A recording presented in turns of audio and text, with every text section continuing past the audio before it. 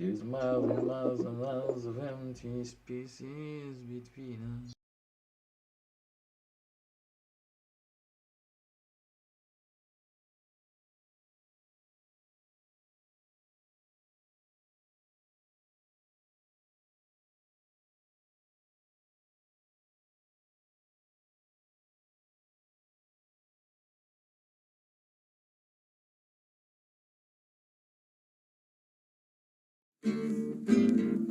Never do, never do.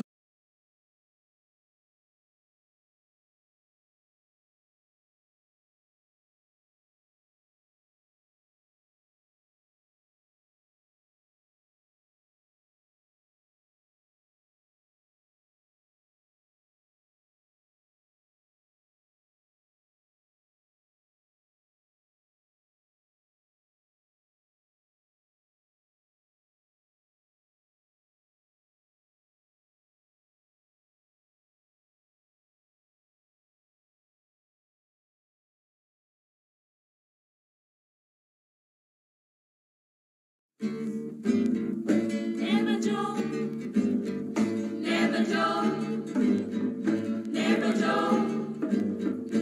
Oh, money never, money never, money never, money never, money never, money. I know what you conniving, money, money never, money never, money, money never, money, money. You can keep your conniving, money.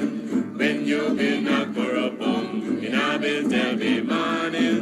Now because your money done, you come with conniving money. When you had your pocket full in a bill tell me money. Now because your money done, you hustle for tell me money. Yes, money never, money never, money, money never, money, money. Now do what you conniving money.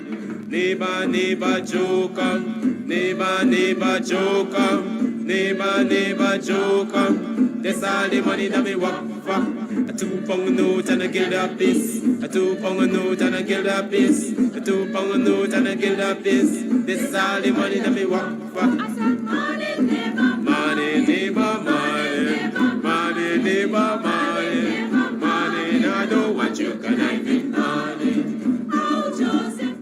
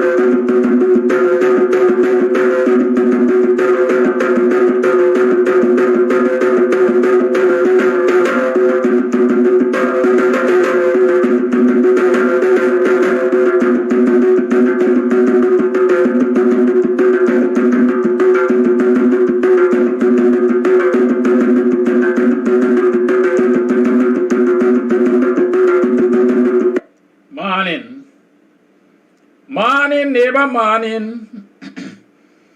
Morning, neighbor, morning. Morning, neighbor, morning. They don't like me conniving morning. Welcome to another program of Buxtonian Morning Time. It is now 7 hours 15 on the 20th day of June in the year 2022. I'm your host, Kidaki Amsterdam. I'm coming to you live from the studios of Kams TV. Yes, located in Buxton. And obviously coming into your space, which we're so happy that you can share with us via social media. Kindly share the live. Share the live. Each of you take a minute or two and share the live. What, 10 shares per person? Let's see where we will go. I'm thinking that this morning I want to talk to a minimum of 1,000 live viewers. How about that? Start sharing the live. Click and click and click and click and click. Yes, let's share the live. I hope you had a good weekend. Fathers, I hope you had a fantastic weekend. I hope the women really spoiled you. Or them children, as a matter of fact. You don't have a policy or a belief that children are responsible for their parents on Mother's Day and Father's Day. Right? So when I say them women, sometimes I'm just speaking broadly. You know, there's some families where the children are minors. They're so young that they really can't do all that the fathers deserve to show appreciation, or the mothers deserve to show appreciation. And so the adults have to step in there and assist, lend a helping hand. But I certainly believe, because it's called Father's Day and Mother's Day, when the children are old enough, it's a day for them to show appreciation to their father or their mother, depending on which day it is. And so it's not my responsibility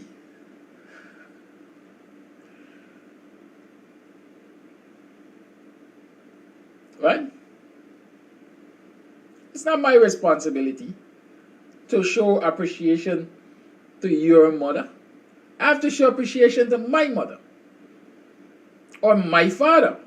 You're old enough to show appreciation to your mother. And in the instance of Father's Day, to me. Right?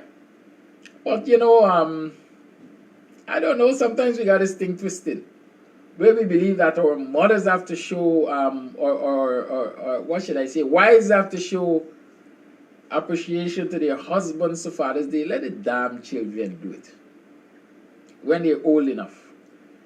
When they're too young, you can guide them. Give them a little guidance. Encourage them. Buy a card for your father. Right? You know your father likes sugar cake? If it's sugar cake, listen, they say the small things matter. And I would be the happiest father in the world, even if on Father's Day, my minor child brings to me something that they know I like, that I would eat every single day. Let's say mitai, for example. A packet of mitai and say, Happy Father's Day, Daddy. Right? Y'all don't know what that do for men. Y'all don't know what that do for parents in general. It simply says that the child has been paying attention.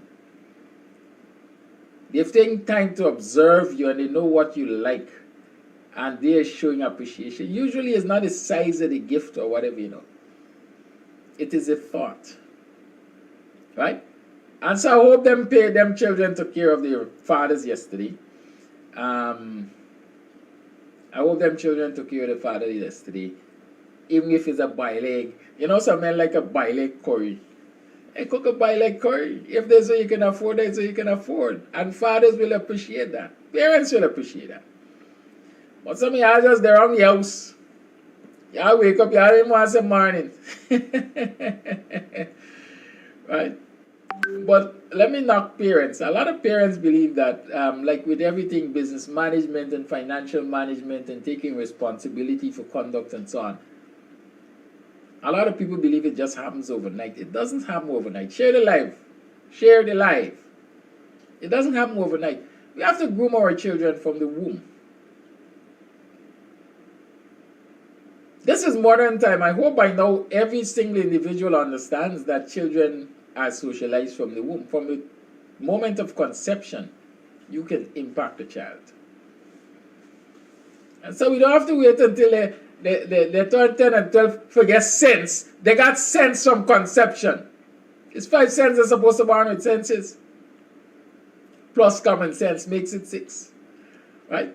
But some people say, no, we are talking to the child for the child too small, the child didn't understand nothing. No. You have to start from within the womb with your child. Read to your child, sing to your child. Plant the seed for positive reinforcement. Share the life.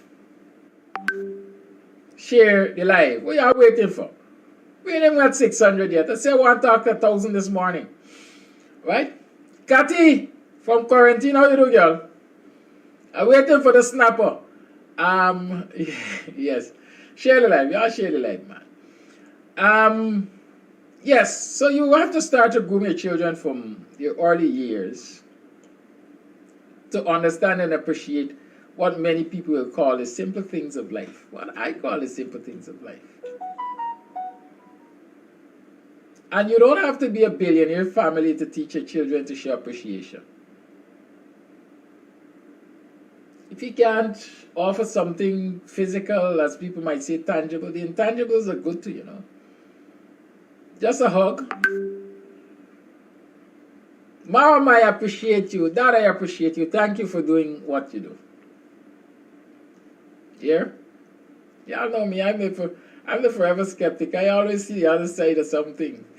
Yeah. Yes, I always see the other side of something. I said I received, I got some love.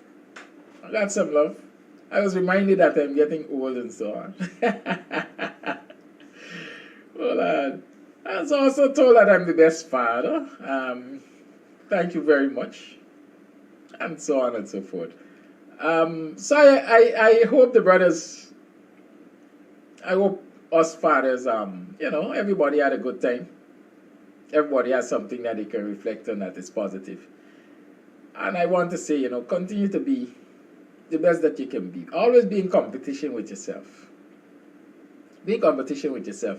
You don't have a point to prove to anybody. You have a point to prove to yourself that you could be the best that there is. Be the better version of yourself. Always try to improve on that. Right? And then you'll be surprised that you've grown in such magnificent ways that you're an asset. Not only to your family and community, but you're an asset to the country and the world. And that's what we all want to be. Morning again. Welcome to the program again. Please share the live. Keep sharing the live. Keep sharing the live. We're not even at 600 yet. I keep reminding you. Good? There are lots of things to talk about. But I got one idea in my head. One thing I want to talk about. I see people done ready to put in the message about Jack Dio and so on. I have no time with Jack Dio. I ain't got time with Jack Dio and Vice News and so on. Not for today.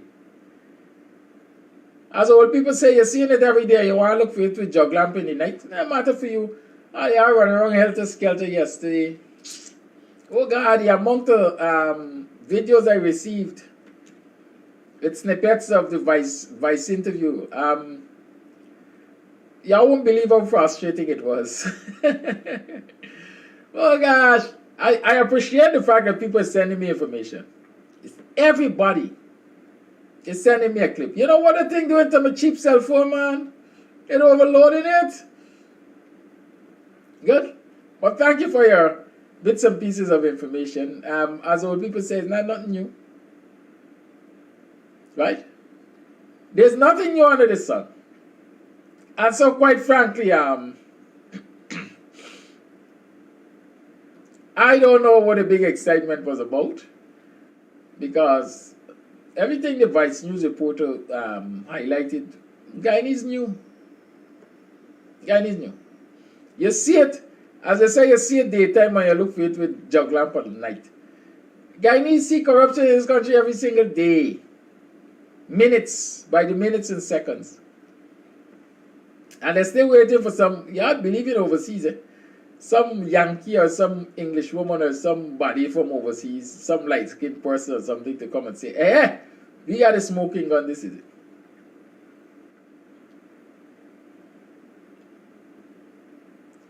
Just as we are seeing here every day. This wicked and vindictive and corrupt cabal. This not racist government. Abusing the citizens, abusing the resources of the country. Disregarding the laws of the country. Daily, every single day. Somebody said 24/7, 48/14. It's happening. And we are mere onlookers. We're not taking a stand to right the wrong. When the wrong is highlighted, some of us pay scant regard to it. And ever so often you hear people waiting on Joe Biden, the Joe Biden administration. And they begin up Councilman Jeffries for calling out the Guyana government on its discriminatory practices, etc. But with all you're doing all of that, with all you're doing all of that, you're not getting with the program. People are getting with the program, and it is important that we get with the program if we are going to change the status quo. What is the status quo? What is the norm in this country? The norm in this country is corrupt practices by this PPP government. They did it 23 years while they were in office. They had a 5-year break. There was still corruption in government, let me say that, so nobody will accuse me of not admitting that there was corruption in government. There was corruption under the coalition government. And like I said, there is nothing new under the sun. You will always have corruption. But it is the level of corruption, the brazenness of the corruption, and the impact of the corruption that will make a difference.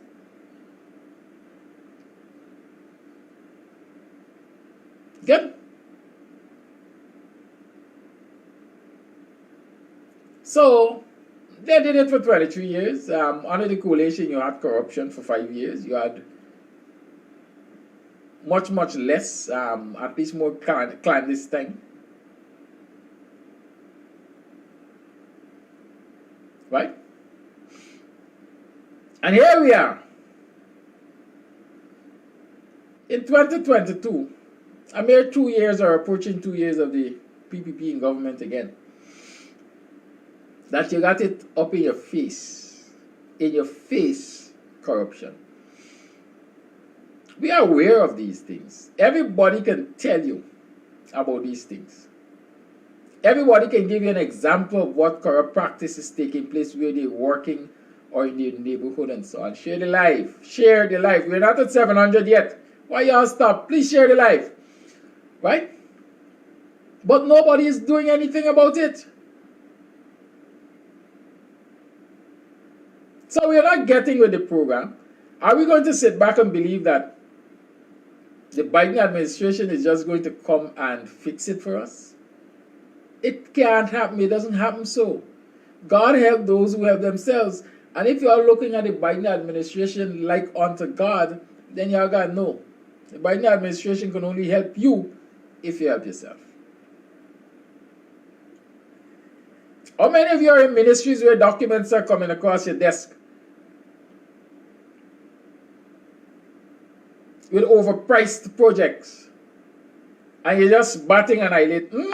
Wow, look at that. This little chubby guy, that is all the money. But you sign off on it and it goes about its business. You don't blow the whistle. You're not a whistleblower. Right? Because if I tag, they're going to know it's me. How do I know it's you? How would they know it is you? When documents are prepared in any ministry, it has across several desks before it is finalized. It has to be prepared by some clerk or somebody. then pass to some supervisor of some department, then goes to some higher level supervisor, then goes through some department, then comes to your desk and so on. Anywhere along the line, the document could be leaked. Anywhere along the line, the document could be leaked. So you don't have to, you studying, they're going to know it's me. How do I know it's you? Apart from the fact that I can speak for myself and I assume the others do it. We take good care with information that is presented to us. We do the best to protect our sources. That's what journalists do. A journalist of repute is supposed to be willing to die, go to jail to protect his or her source. Has any of you, because lots of people have sent me information over the period of time we've been doing this. Have any of you ever sent me information that came back to haunt you? I hope not. At least I've never received information that says, Mr. Amsterdam, you see the thing that I tell you and you got to put out there like you're heading good has caused me to lose my job, or they're looking at me with suspicious eyes? No. Not this man behind this camera here. I do my work to protect my sources. For example, according to a source, Brutus' force administrator, Brutus is secretary to the credit union, the police credit union. Brutus is Kams. Brutus alone is wearing about 5 hats in the Guyana police force. All hats that he has given himself, allegedly. Right? According to my source, Brutus alone broken up the Guyana police force right now. And if he is allowed to continue to run amok, as I call it, say in a year or two, he ain't got no police force. It's going to be worse than it ever was. Not I say so, sources say so. But again, policemen and women are afraid to give you details. They are afraid to go in depth, because if I tell you, they're going to know as I tell you, Guyana police force got hundreds of people who observing Brutus's behavior.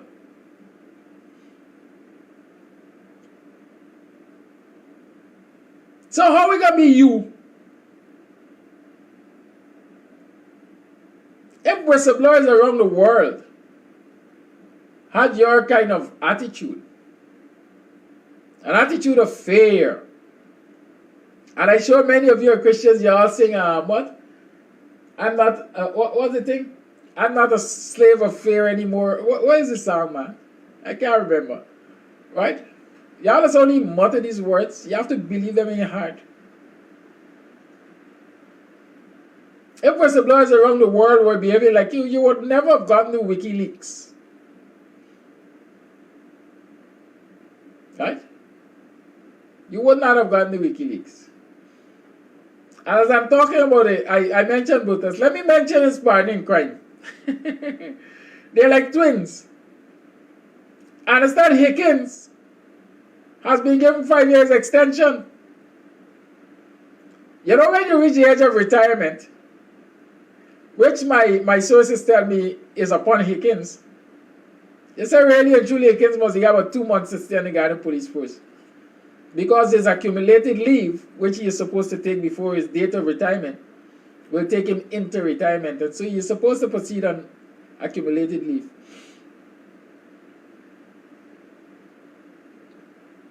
Shortest serving acting commissioner of police you would have had. But no. The corrupt and wicked and dirty and stinking and whoever else you want to call him, PPP, has their man in place, and they're not willing to let him go that easily. So the ministry that is run by Brock Ben, which has overall responsibility for policing and so on, I understand has issued a 5-year extension to Hicken on the Guyana police force. Now, you know what that means? It means that the next in line, I mean, Higgins' promotion did not even follow the right order. Because really and truly, Paul Williams was supposed to be there. But it means that Paul Williams will now have to wait 5 more years before he can see that seat of commissioner, assuming that the court case will not go the way of those who filed it. So you best pray that it goes the way of those who file it. Or there's an alternative. I tell you, you need to walk on several legs at the same time. Protest. People need to protest the status quo. People need to disrupt the status quo. It cannot be business as usual. Not in the Guyana police force, not in the country, when these things are happening. So here it is. This man has gotten a 5 years extension, according to my sources. Let me use allegedly. Gotten a 5-year extension, according to my sources. And so he's going to be stymieing the promotion of several officers, despite the fact that he has reached the age of, or is close to the age of retirement. But they say a bird in the hand is worth 2 in the bush. The PPP know what they got. They know they got a stooge lucky. The person will do the bidding without batting an eyelid. And so they're willing to hold on to that. 5 years extension granted. Like I said, Paul Williams, assuming that they will do the right thing because he is really and truly the person who's supposed to be in that seat, we'll now have to wait for about 5 years. Share the life. We're not at 700 yet. And I said we should be talking to a minimum of 1,000. When we gonna get them, man? Yeah, I gotta share the life. By the time you inform all the people that this program is on, they would lose a lot of important bits and pieces of information. Come on, let's do better. Share the life. We're not even at 700. We're going on with y'all this morning. Father, I used stale booze from last night. Y'all had too much of one thing. Good for nothing. Right? Good? We're talking. Now, the first impact of Higgins remaining there for 5 years, if you look at the current hierarchy of the Guyana police force, is Bodram. Right? Bodram got just about, I best look for this list. I think Bodram got just about a year before he reaches retirement age. And so if Higgins is allowed to stay 5 years, it means Bodram's chances of being commissioner of police just went through the door. Right? He can't be commissioner of police because Higgins will be sitting there. Too bad for Bodram. Good? So Bodram gets affected. Williams gets affected. Brutus gets affected. Karen Bash gets affected because allegedly Higgins has been given 5 years extension. Right?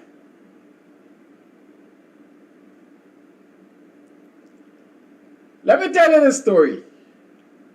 Several years ago, but not so long ago, right? Deputy Commissioner Alves had about 3 months remaining. No, 1 year, 3 months remaining. Right? At that time, he was only 54. Williams had 6 years remaining. Assuming I got this list like 2 years ago, Williams still got about 4 years. So you see if Higgins stays there for 5, Williams will not. Maxim Graham is also already in retirement. Hoppy just gone. Right? Randall had 6 years. Randall disappeared off the scene. Higgins had 5 years. Right? Chapman had 2 years. Good. Andres Jr. got 12 years. Or had 12 years. So when Hickens stays there for 5 years, it means Andres Jr. is still in the race. He could get up there. Right? Watts, 9. Karimbash, 9. Cooper, 13. Good. So I got a whole list of seniority and so on. And so I'm saying that this 5 years that has been allegedly granted to Hickens by way of extension, despite the fact that he's soon to retire. Did I tell you? Let me see, let me find his name. I want you to get the whole thing, you know. Right? According to information on this police document, Hickens was born in 68. Right? Joined the force in 88. So he joined the force around age 20, right? 68, 78, 88. Yeah. Around 20 years. Good. He had 5 years in the force at that time. He was 50.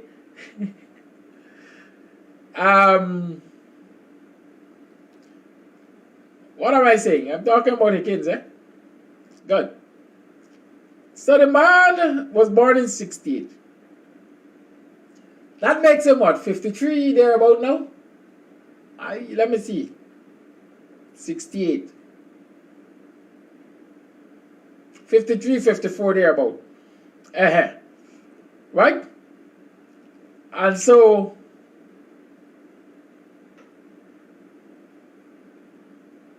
technically he has a year, let's say he has a year on the force. But because of accumulated leave and so on, which is way past a year, he should be going home anytime. They say the latest by November, Hickens really and truly should be off the job. October, November. But do you see this happening? Especially that he was given that alleged extension of 5 years. But people will tell you, people who have direct access to this kind of record, like in the finance department and personnel department, I can't tell you though. They're going to know. Well, once that you are working in the department, how they're going to know? You got to get with the program. David Hinds said about a year or two ago, undermine the government. I quite frankly don't see it as undermining the government. I see it as challenging the status quo. I see it as putting pertinent information out there, right? So that the citizenry become aware and can take the necessary action to right the wrongs. And so when we're fighting up, Biden gonna make this happen, Biden gonna make that happen, and this international people, we have to take action locally. We have to take action locally. Unless we take action locally, you living in your house, you know it leaking, and if you're not making an effort to stop the leaks, who else should? Share the live. We're not at 800 yet. Remember, I'm saying we need at least 1,000 this morning. Right? Share the live, please, and thank you. People have access to information that can expose the wrongdoings in government, but they are not willing to step out there and provide it to folks like myself who can blow the whistle on what is happening in government. Friday I spoke about the not racist and discriminatory behavior of this illegitimate cabal.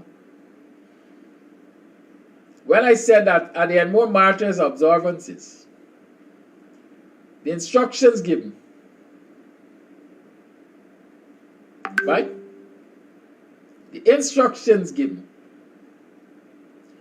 was for PPP supporters, Indo PPP supporters, to be encouraged to set up refreshment booths and bars and so on in the venue, that is the Enmore Community Center ground.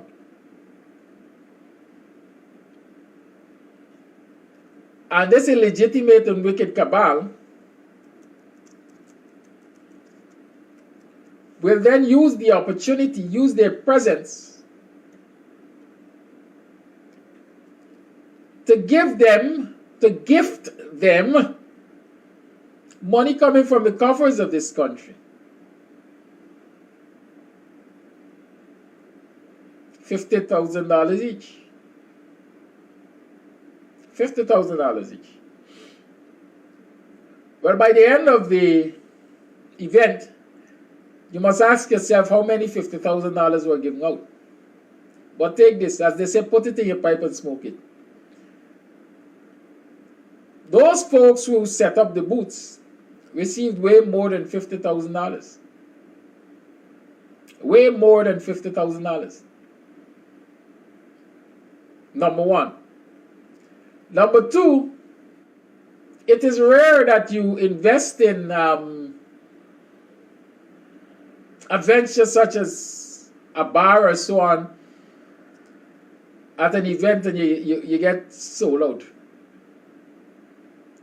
I understand every vendor who set up refreshment booths there went home light-handed and heavy pocket.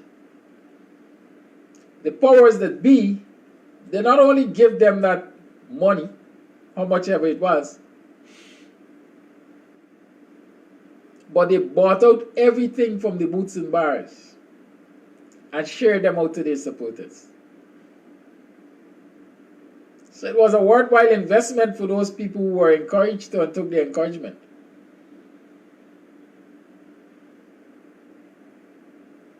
And so the status quo is that your money is being used to be injected into certain communities to empower them and to empower the supporters of this wicked and vindictive government while you are being discriminated against and you're getting nothing. But you are doing nothing also. Share the live. We're not at 800 yet. Please and thank you, share the live. And discrimination was on display. Like I say, in your face, discrimination was in display at that event. I understand that there was a black sister, assumingly not a PPP supporter, who decided that she was going to set up shop outside of the venue because they weren't giving her a chance to set up inside the venue. So she set up shop outside the venue on the road. These wicked, heartless, unconscionable folks from the Enmore NDC and the organizing committee of that event, following their political master's instructions, cordon off the road where that black sister set up shop to capitalize on the event. They cordoned off the road so nobody could have gotten to her establishment. Really? You ain't got manners, man. You just be embarrassing. You could have told me the since already this morning. You just got to put on me dirty business outside. I ain't charging you.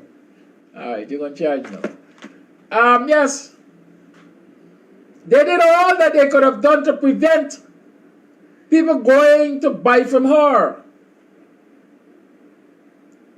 She wasn't a PPP supporter, so she couldn't benefit from the event. She couldn't sell. She couldn't get the more than $50,000 giveaway. Nobody bought out her stocks and shared it out to the PPP supporters. Y'all think these things are made up? If you were to come from Mars, perhaps, and you were to be told this, by somebody and said a lie. Hey, they could concoct a good story. They beat King Liar. But can you understand? Can you imagine that is what is happening in this country at this time? And people are comfortable. People are sitting back and doing nothing about it. They grumble here and they grumble there.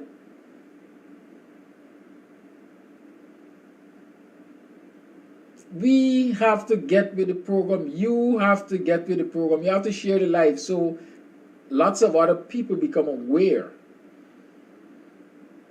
of what is happening. Stop sitting down and wait for Vice News. The same information that Vice News can put out there after months of gathering it, the same information we can put out there in real time. Every day we can get an expose on the PPP and their corruption. And all those who they are in bed with doing corrupt deals and transactions. Every day. The checks that are used to pay, to give grants to PPP supporters, they have to come across somebody's desk to be signed. The payment orders have to come through somebody's desk to be prepared. Cell phone is the thing of the day. Smartphone. Some of y'all only use smartphone for social media. You got cameras and you got scanners. Use other components of your smartphone.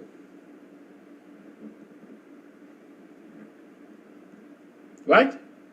And so that people will know in real time what is happening in this country.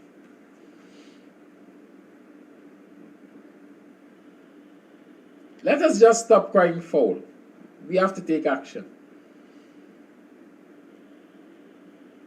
And those black brothers and sisters who are in these offices and believe that they have to ill-treat their own to prove to this wicked and vindictive cabal that they are loyal to them, y'all need to stop it. Because y'all they coming. Y'all they coming. They'll only use you for a time and then discard you. There's a supervisor over at Guyana. I think her name is Green. She has worked with the establishment well in excess of 10 years. But today she's out of a job. Why? Because she dared to do her work. She dared to do her work.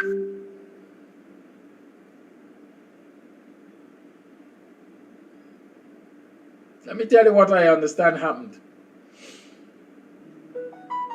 Government vehicles get their fuel from Guyana on a charge system. On a warrant, I think they call it. That is, every ministry has their account at Guyana. And so when the vehicles need refueling, right? And the vehicles need refueling, they go to Guyana service stations. Some of them, dependent on the locality, will have specific Guyana service stations to go to. And they submit their request for fuel. The supervisor on duty will approve the issuance of that fuel based on the document that has been presented and based on the records which correspond to those documents in the system. It's like going to cash a check at the bank. When you go to the bank to cash a check, they have to check the signature to the account and correspond the signature on the check to the signator, to the signator's signature on record.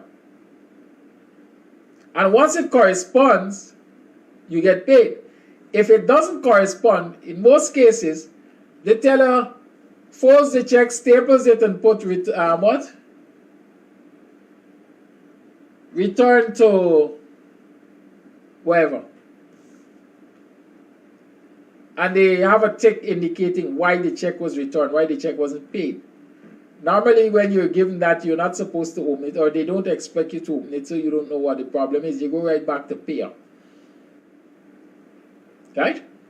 And they will rectify it. So here it is. I understand a driver from a certain ministry turned up at the gas station requesting fuel. And on examination, the signature did not look legitimate. The supervisor said, well, this signature doesn't look legitimate. This document is questionable. I'm not going to approve the issuance of fuel. I guess there was some exchange of words. The driver got onto his cell phone and called somebody who had an exchange of words with his supervisor. Next you know, Black Miss Green was dismissed on the spot and replaced with an Indian person. Now all she did was her due diligence. All she did was her job. Check the Auditor General's report. Check the Public Accounts Committee. And you will see year in, year out, one of the biggest scandals in this country has been the problem of vehicles that are not known government vehicles being issued with millions or hundreds of thousands of gallons of fuel at Guyana. And when the day of reckoning comes, nobody can account for where the vehicle is, whose vehicle it was, and why it was issued with state fuel. And so here it is. Ms. Green is doing her job to prevent fraud. And instead of being given a pat on the back and say, thank you for being observant, thank you for being diligent. But I think you're a little overzealous this morning because, yes, it's a legitimate signature.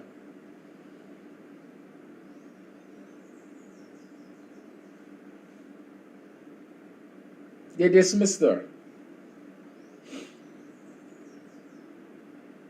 But everything remains normal at Guyana. The status quo remains.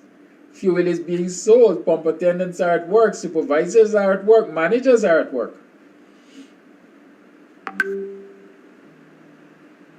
Nobody has challenged the status quo. Nobody has decided we ain't pumping no gas until y'all become, y'all fix it. Until we see Ms. Green back at work, we ain't pumping no gas because y'all unfair to her.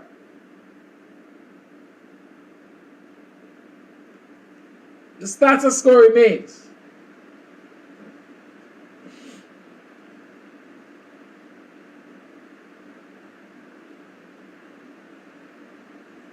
As a matter of fact, some of them didn't bat an eyelid.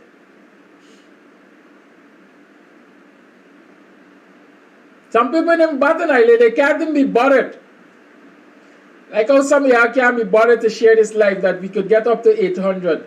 We haven't reached 800 yet, you know. And we're going for 1,000. Where we gonna get that 1,000? After the show? Come on, y'all could do better. Share the life. I know y'all could do better. Right? Share the life. Let's go.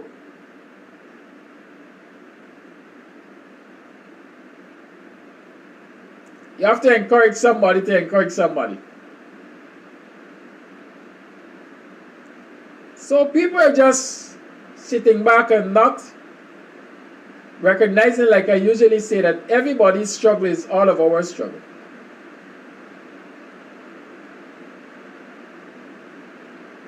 Right? Your struggle is my struggle. My struggle is your struggle. It takes a village to raise a child, but it also takes a village to right a wrong. It takes an entire community to right a wrong.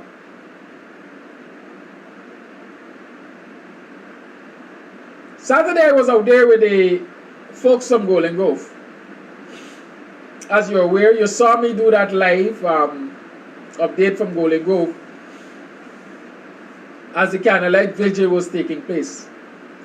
Saturday marked 9 days since Quindon Bacchus was murdered by Christophe, whatever he is, special branch of the Guyana Police Force. 9 days. And he has not been charged. So you have Saturday 9, Sunday 10, today is Monday. It's 11 days since that murder took place. And the murderer's police rank has not been charged.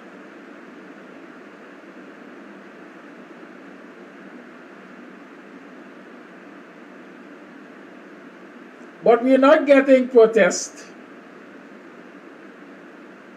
across the country calling for him to be charged. We have not heard the voices of the guardians of democracy. We have not heard the voices of the Chamber of Commerce and the Bar Association.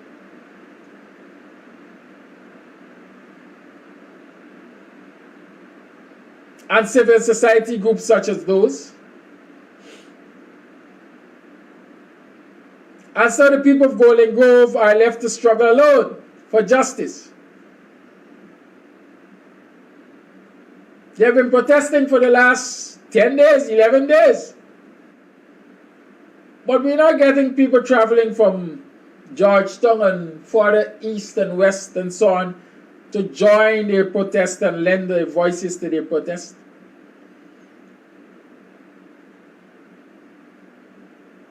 Because what? We see Quindon Bacchus as a Golden Grove youth. And so the Golden Grove people must struggle. The Golden Grove people must battle their own canoe.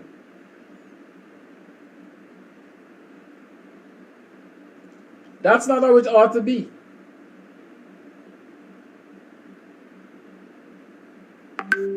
The numbers are supposed to be so big because that is somebody's child.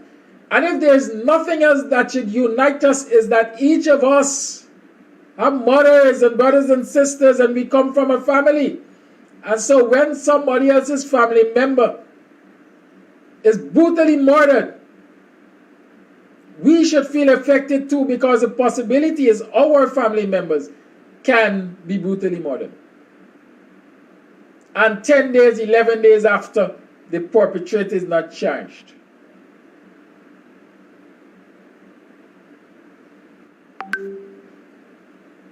I'm sure there will be protests this evening. Make it a duty. Make it your duty to go there and spend even 15 minutes on the protest line. Let us go there together and spend at least 15 minutes on the protest line.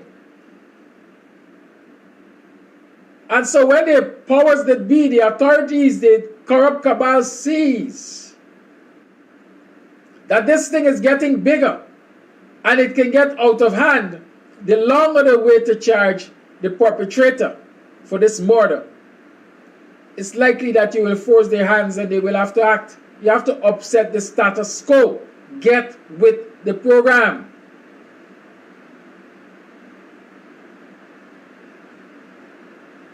Get with the program. How many of you will go out there this afternoon and join the residents of Golden Grove to protest this injustice? Congratulations, we're at 800. We need to get to 1,000 still. When will we get there? It's 8 hours forward. When are we going to get there? Took us, what, 2 hours to get to 800? Right? Get out there in your numbers and support the people of Golden Grove. Support the family of Quindon Bacchus. Let us say to the authorities, we are not going to stand idly by and allow state agencies to be used to murder our children. Quindon Bacchus should be everyone's child, everyone's brother, everyone's relative, because it could have been any of us.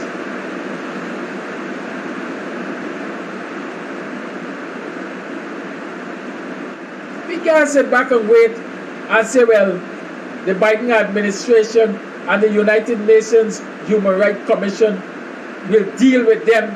How will they deal with them if we're not highlighting the issue? And charity begins at home.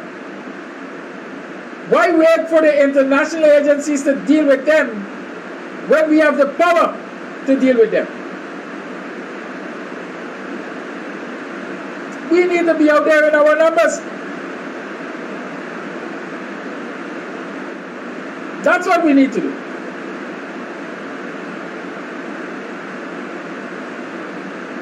Let us make a plan. Not only to support the Golden Grove protests to the Justice Sequindon Bacchus, but on the 4th of July, we are calling for protest action, peaceful picket on the public road in front of Buxton. It might start there.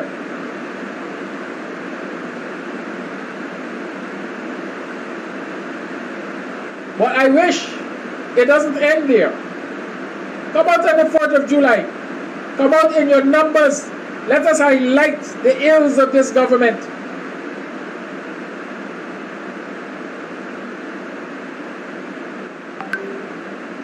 I've been saying it for almost 2 years.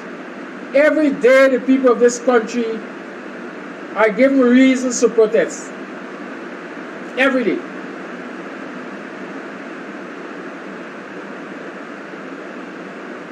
But we are sitting comfortably, idly by, and not doing anything.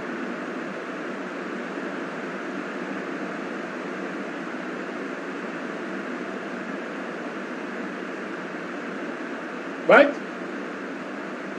The power is within us. We have the power. We have the power. We have to use the power. It's people's power. Come on, we need to get to 900. Share the light.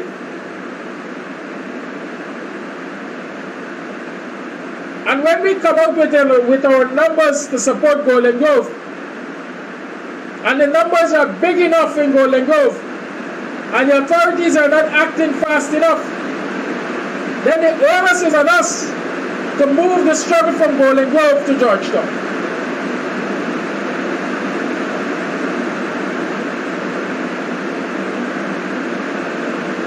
Right? So let us grow the numbers in Golden Grove and then transfer that number to Georgetown, where the seat of power is, in front of the special branch, because it is one of their own that committed this murderous act.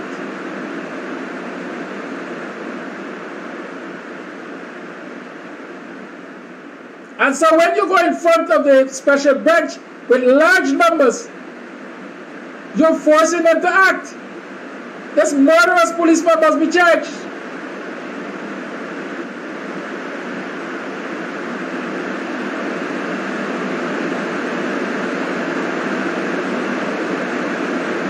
And so when they don't act there, you take it another step up.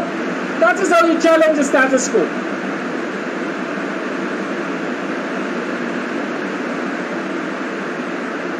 Every day, you must be in their face. Every day, your numbers must be swelling. We have to ensure that the numbers keep swelling every day by going out there every day and demand that justice be served and the policeman be charged with this murderous act.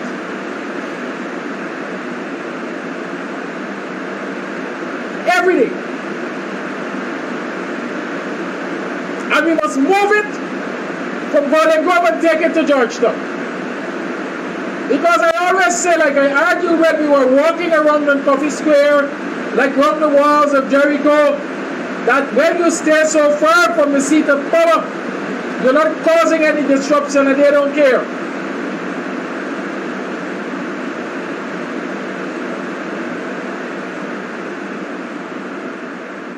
As long as you stay far from the seat of power and you do what you are doing, they will sit and they will have coffee as normal.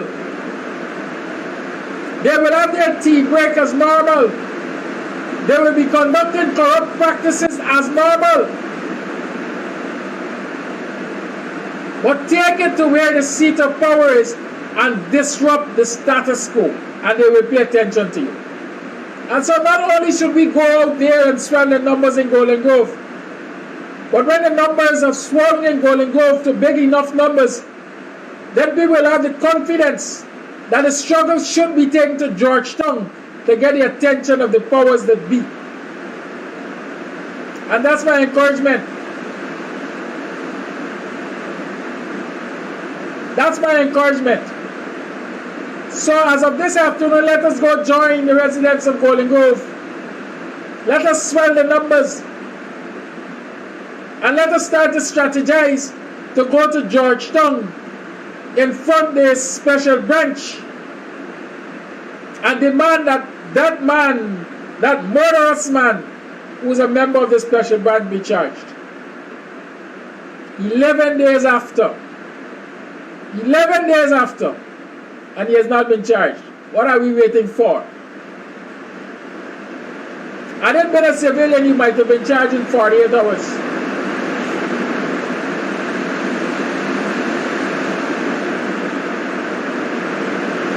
It's raining heavily.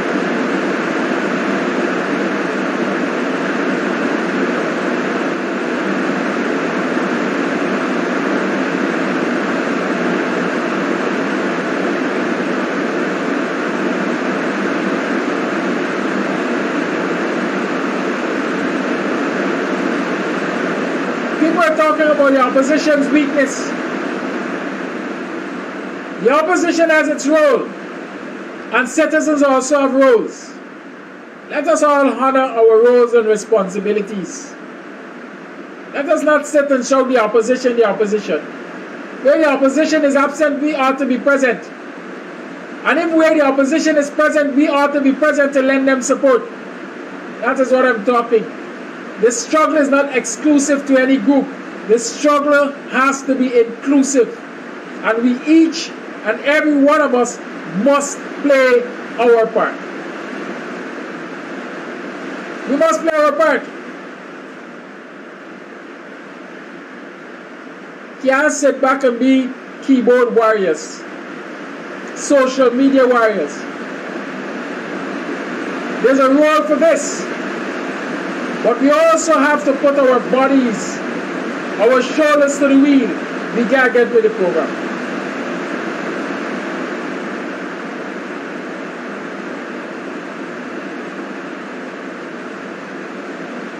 That's my advice to you this morning. It's now 30 minutes past the 8 o'clock hour.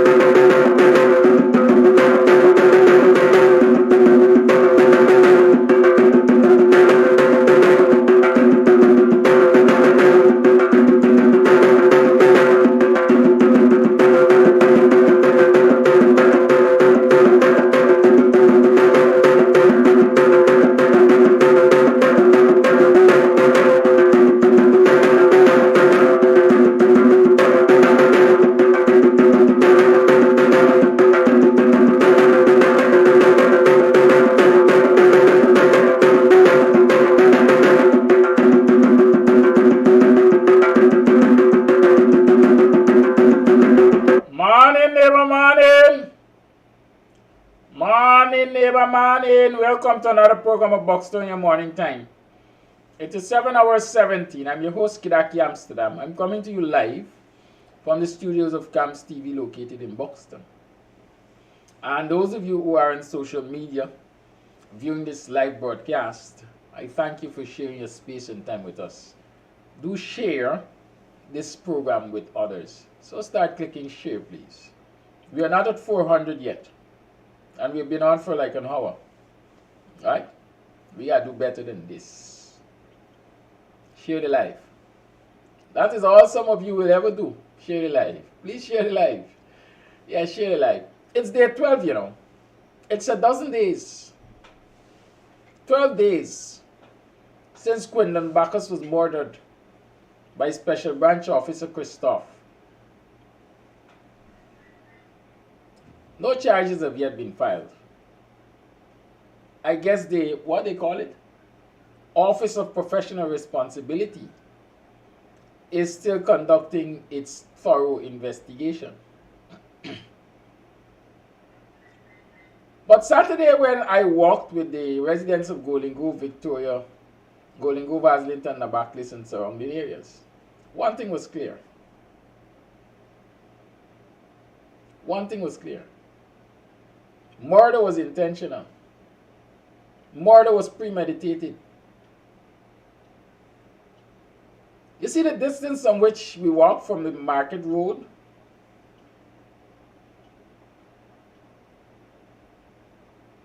To where the vigil was held? Let me explain that distance to you.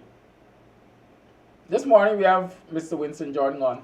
I'll call him in a few and you'll get him on. I know he's listening by now. Good morning, sir. Thank you for your patience. Some things rest heavily on the heart, so you have to get rid of them. From the abundance of the heart, the mouth speaketh.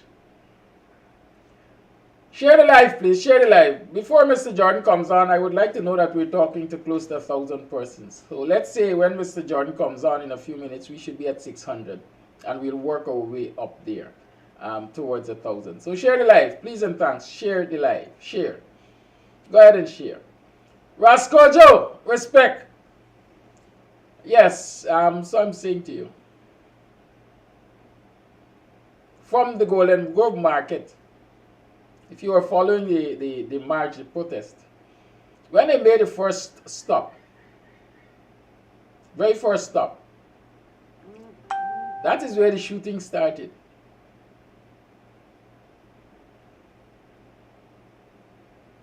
That is when the bad boys started licking shots.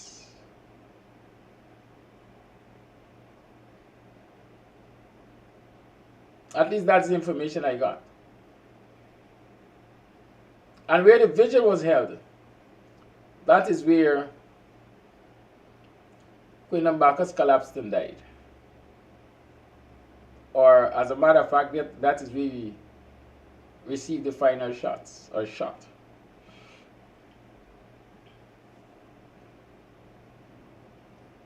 The families in that home, and families in the surrounding area definitely witnessed that murder.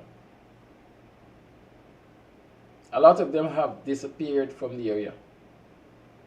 That particular family went away someplace because they can't stand to wake up every morning and look at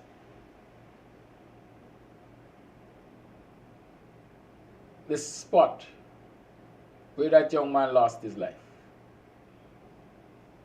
There's a home obliquely opposite that where the cameras were,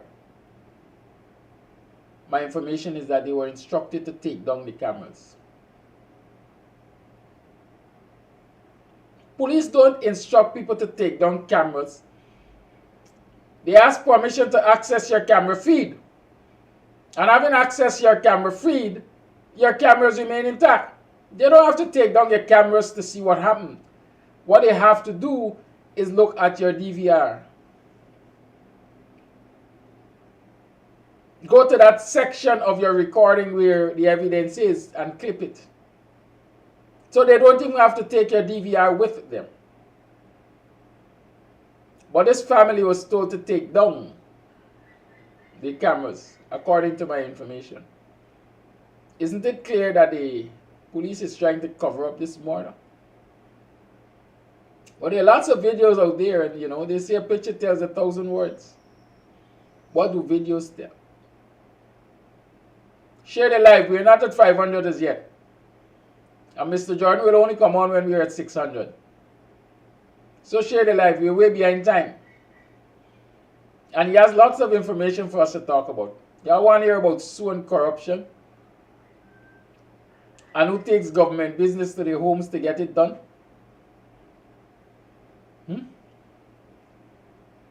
I tell y'all, we got the evidence too, you know. There's a doctor at the office of the president who is the contact for a firearm license once you got a million or more, depending on the caliber of the weapon you want. There's also a contact in the Brock Ben ministry. And right over at Eve Leary too. We know the runnings.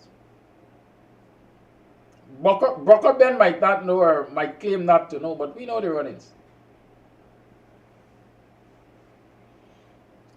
Now, this is not a wild animal you're tracking or chasing.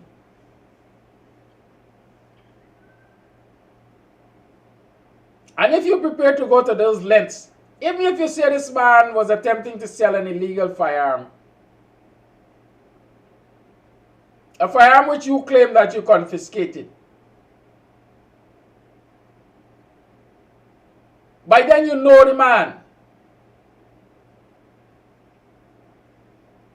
What is the worst that can happen if he's running away from you? What is the worst?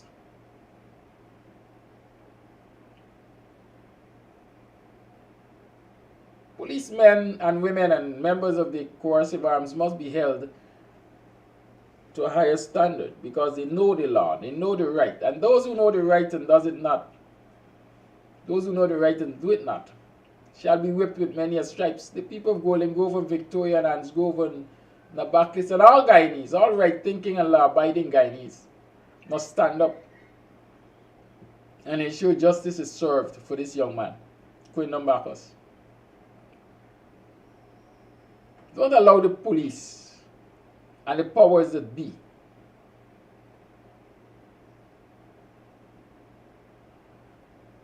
to sweep another one under the carpet. We're still waiting for the next court appearance of the murderer of Orrin Boston, or the one that took the rap for the murder of Orrin Boston, however you want to see it. We're still waiting for the next court appearance. You notice all they did was place him on bail. Has he gone back to court since then? They wait until these things get cooled off. They stretch it out until people's tempers die down. And they leave it there and they say nothing about it and they do nothing about it. And next thing you know, it is there as an unsolved case, a cold case, because they're doing nothing about it. We must keep this one on the front burner. Because every time we allow them to sweep one behind, they are emboldened to continue to murder our children, our offspring, our relatives and friends.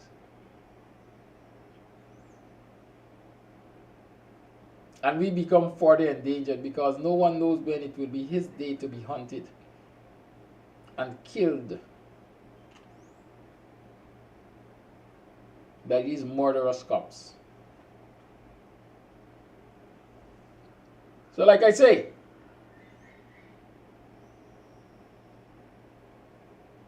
let us keep this on the front burner.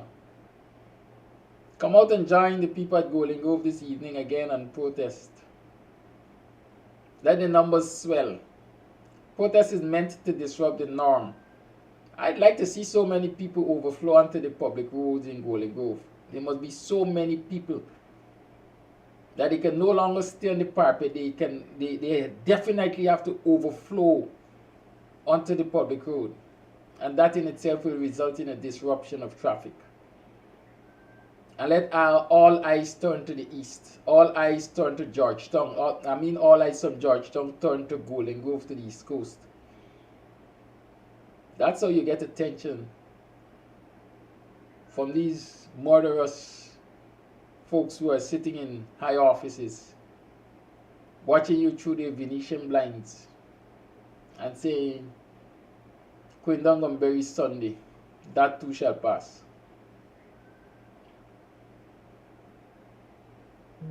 Right? Funeral is Sunday and the protest gonna end. Let it not be this instance. Evangeline is telling us or reminding us that the police is still to be charged for Peter Headley's murder. Do you expect any charges there? I don't. And because we allow these things to be swept under the carpet so often, they continue to happen. Was it Bob Marley who said, give them an inch and take a yard? Give them a yard and take a mile. And so we keep giving. I think the Christians say give until it hurts. Well, it has been hurting quite a while. What will you do about it? We are not at 600 yet. It's time for Mr. Jordan, but we are not at 600 yet. So what are we going to do? What are we going to do? Share the live, y'all. Share the live. This morning we're looking for 1,200. We should be halfway there when Mr. Jordan comes on. And he's coming on now, but we're not even, close to that number. Good morning, Mr. Jordan. How are you doing, sir? Hi, good morning to that team. I'm not too bad. I'm probably like the weather, come and go. Your recording yesterday was very bad because of the rain. Well, these things happen. What I said, these are the vagaries of life. You have to deal with them. Yeah, exactly. But we look like we're now in the heart of the rain, as opposed to say New York, where here it's scorchingly hot. But we have to take the weather, man. The weather is doing its job, and we have to do ours. Not true? The one thing I don't allow to bother me here is the weather, because I say I was born a Caribbean man, and I only know about rain and sunshine in the Caribbean. Exactly. And so if it's not raining, then the sun is shining. As according to some people, if it's not raining, then the sun is hot. I never come across the cool sun yet, but you live with it. Because yes, I always picture myself or imagine having to leave here to go to another man's territory, and when it is sleet and snow, I still have to get out and go. Yes. Right? So why should my weather pattern, which I've been born into, acclimatized into, bother me? Rain? Listen, make hay while the rain falls. Eat grass while it's available too. Exactly. So that's your story. So we got a lot of things happening, buddy. A lot has been happening since last week to now. That Vice News report was out. I don't know if you want to comment on it. Any what is he smoking gun there? No, I don't really. I leave that to the. There's been a lot said about it. I really can't add much more to what is being said. Essentially, on that I will take my back seat and I will look on. I was amused because in the first one that we heard in February, I heard him making indirect reference to me on that interview. But as I said, I'm not allowed to say anything while matter. He is the big boss. He can say anything at any time, anywhere, partly without fear. But, me, I have to wait until matter is heard in court and to remain sub judice. I can't say anything. But this is the unfortunate part of this whole situation, because people take liberties. People continue to take liberties with your name, with your integrity and everything else, and you have quality, as they say, until your day has come. So I will just continue to suffer until my day come, and when this is all over, then whatever else we can do, we will take a look. But on this, he has own stew to deal with. We all have our own deal with. As they say. And as they say, watch the ride, so to speak. So me, I pass on that. Very well. Very well. As they say, when you're digging one, we'll dig two. Because, but we will watch and see where that goes. We'll watch and see where that goes. Was that expensive ferry ordered on your watch?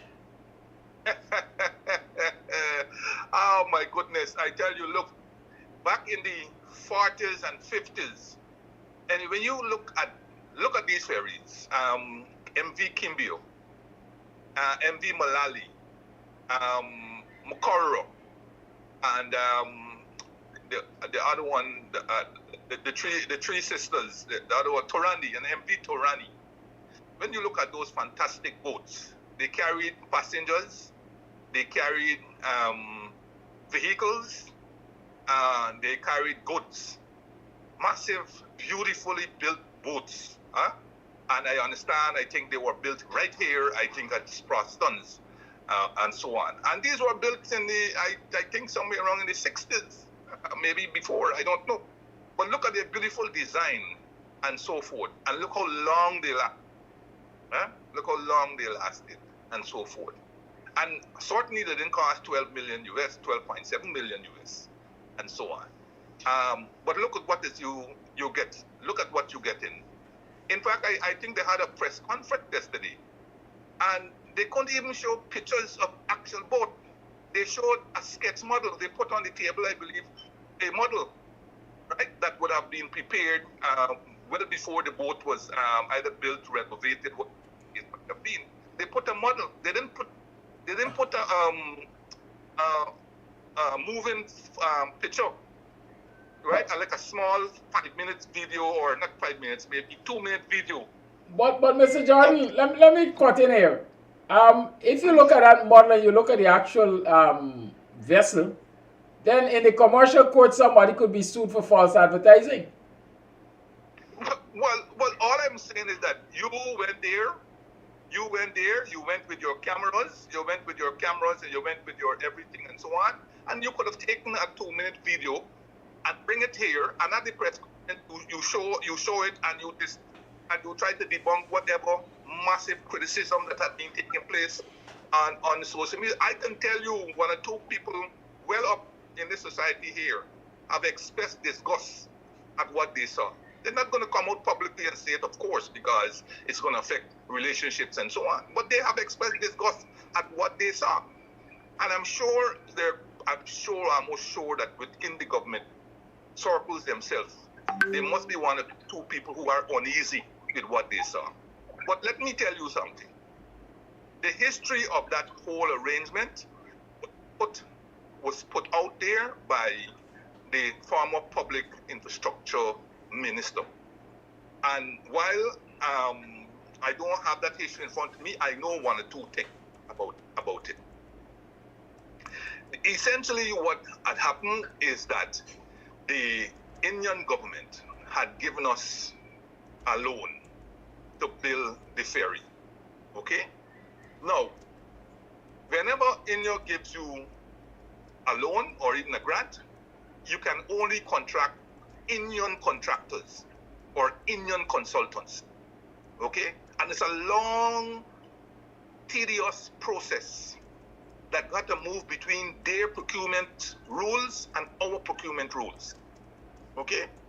So what happened is that when they give you a loan and you sign on and so forth, they will go through some process in India where they identify potential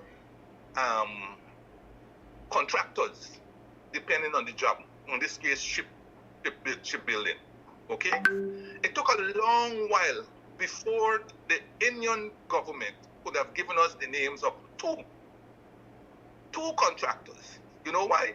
Because the Indian contractors don't view these small, 12 million, 18 million, 50 million. They don't view these amounts as, sums that they should be able to get involved in. So it takes a long time to find eligible contractors out of India who are prepared to do bids. Okay, so it took a long while for us to get for INEA to name these two contractors. One was a private sector contractor, and one was a state contractor. They then submitted tenders to our National Procurement and Tender Administration Board, or what is called the Tender Board. When the tenders were opened, it was found, and the evaluation was done, it was found that the present people who have, quote unquote, built this ship were found to be non-responsive. There were a number of specs that were put out there, and when they submitted their bid, it was found that in terms of the specs, in almost every one of the specs, they did not respond in terms of what was being asked for, okay? But their bid price was 12.7 million US. The other contractor, he passed with flying colors. He submitted all the specs. He will build the boat with the entire specs that we asked for and everything else, plus cold storage and all these different things. And his price was 15 point something million US. I can't remember, but it was 15 point something million US. So the tender rules, the procurement rules of Guyana state that the non-responsive bids are just that. So they may come in lower, but they are non-responsive. The other bid being responsive, but certainly a little bit higher, is the bid you had to go to. The procurement rules of Guyana also forbid you from negotiating after the bid has been submitted, because the price is what the price and the responsiveness is what you are dealing with. You can't negotiate with a man after his bid is $15.7 million after he would have won the bid to try to lower the price. That is not on. So the tender board communicated to the Indian government that the $15+ million contractor won the bid. The $12.7 million contractor put in an objection. And from there onwards, there was a back and forth, stall, back and forth. I even went to India on other business in, I think it was December or January of 2019 or January 2020, one of those two dates. And I had discussions also with EXXON Bank officials and other officials in trying to resolve this thing. But you always get the impression as to why we're not accepting the lower bid, notwithstanding the fact that our rules forbid us from accepting a lower bid from a bidder whose bid was non-responsive. And so there was a kind of impasse until after the elections, and this government came in, and they start to like throw the rules out of the window, go after they go after and try to negotiate with the $12.7 million bidder. Well, as I said, because I saw in yesterday's press conference, EGIL claiming how the AP and UFC government was going to build the same ship for $15+ million.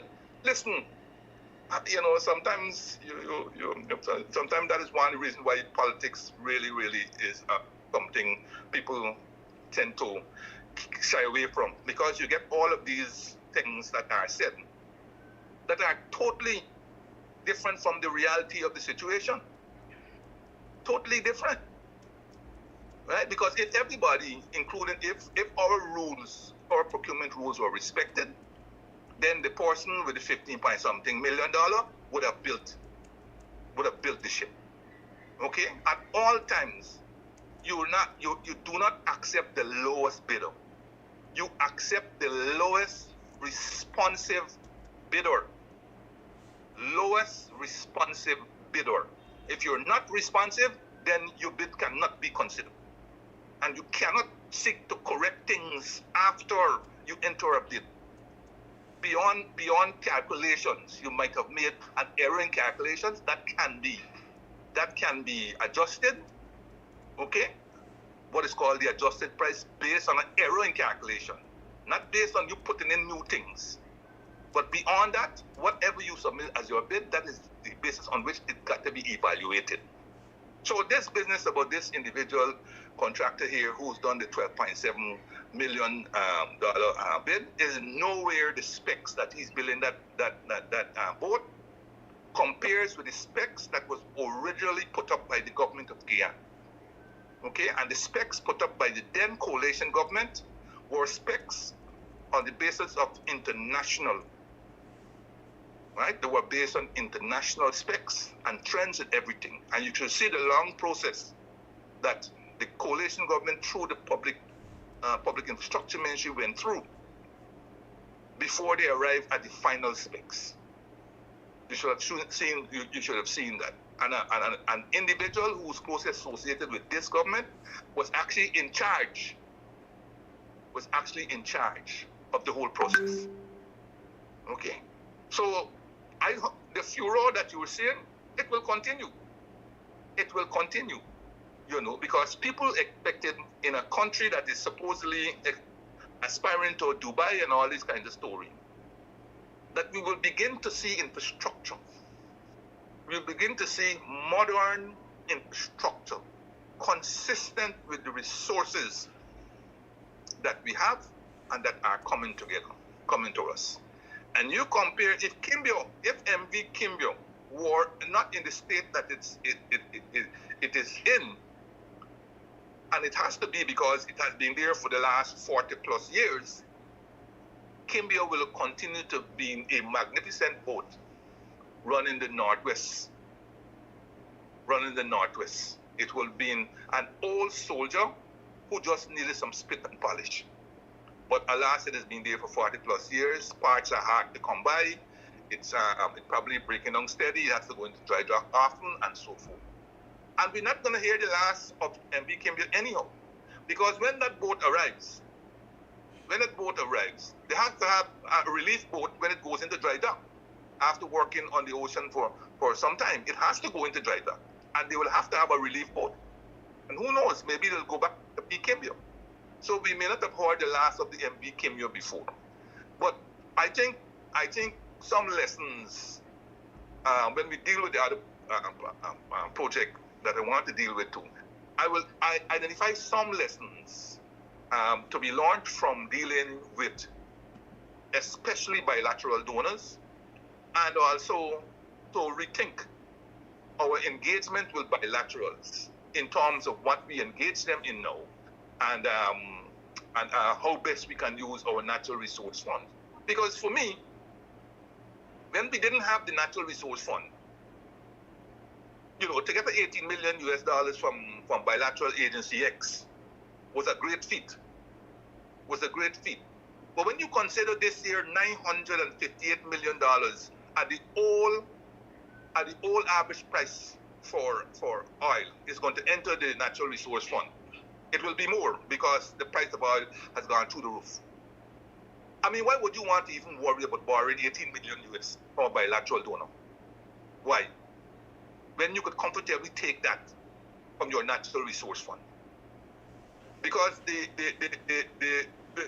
problems that you go through, and you have to go through to access that 18 million and so forth, and the fact that you are restricted to only the people from that particular country that is lending you the money,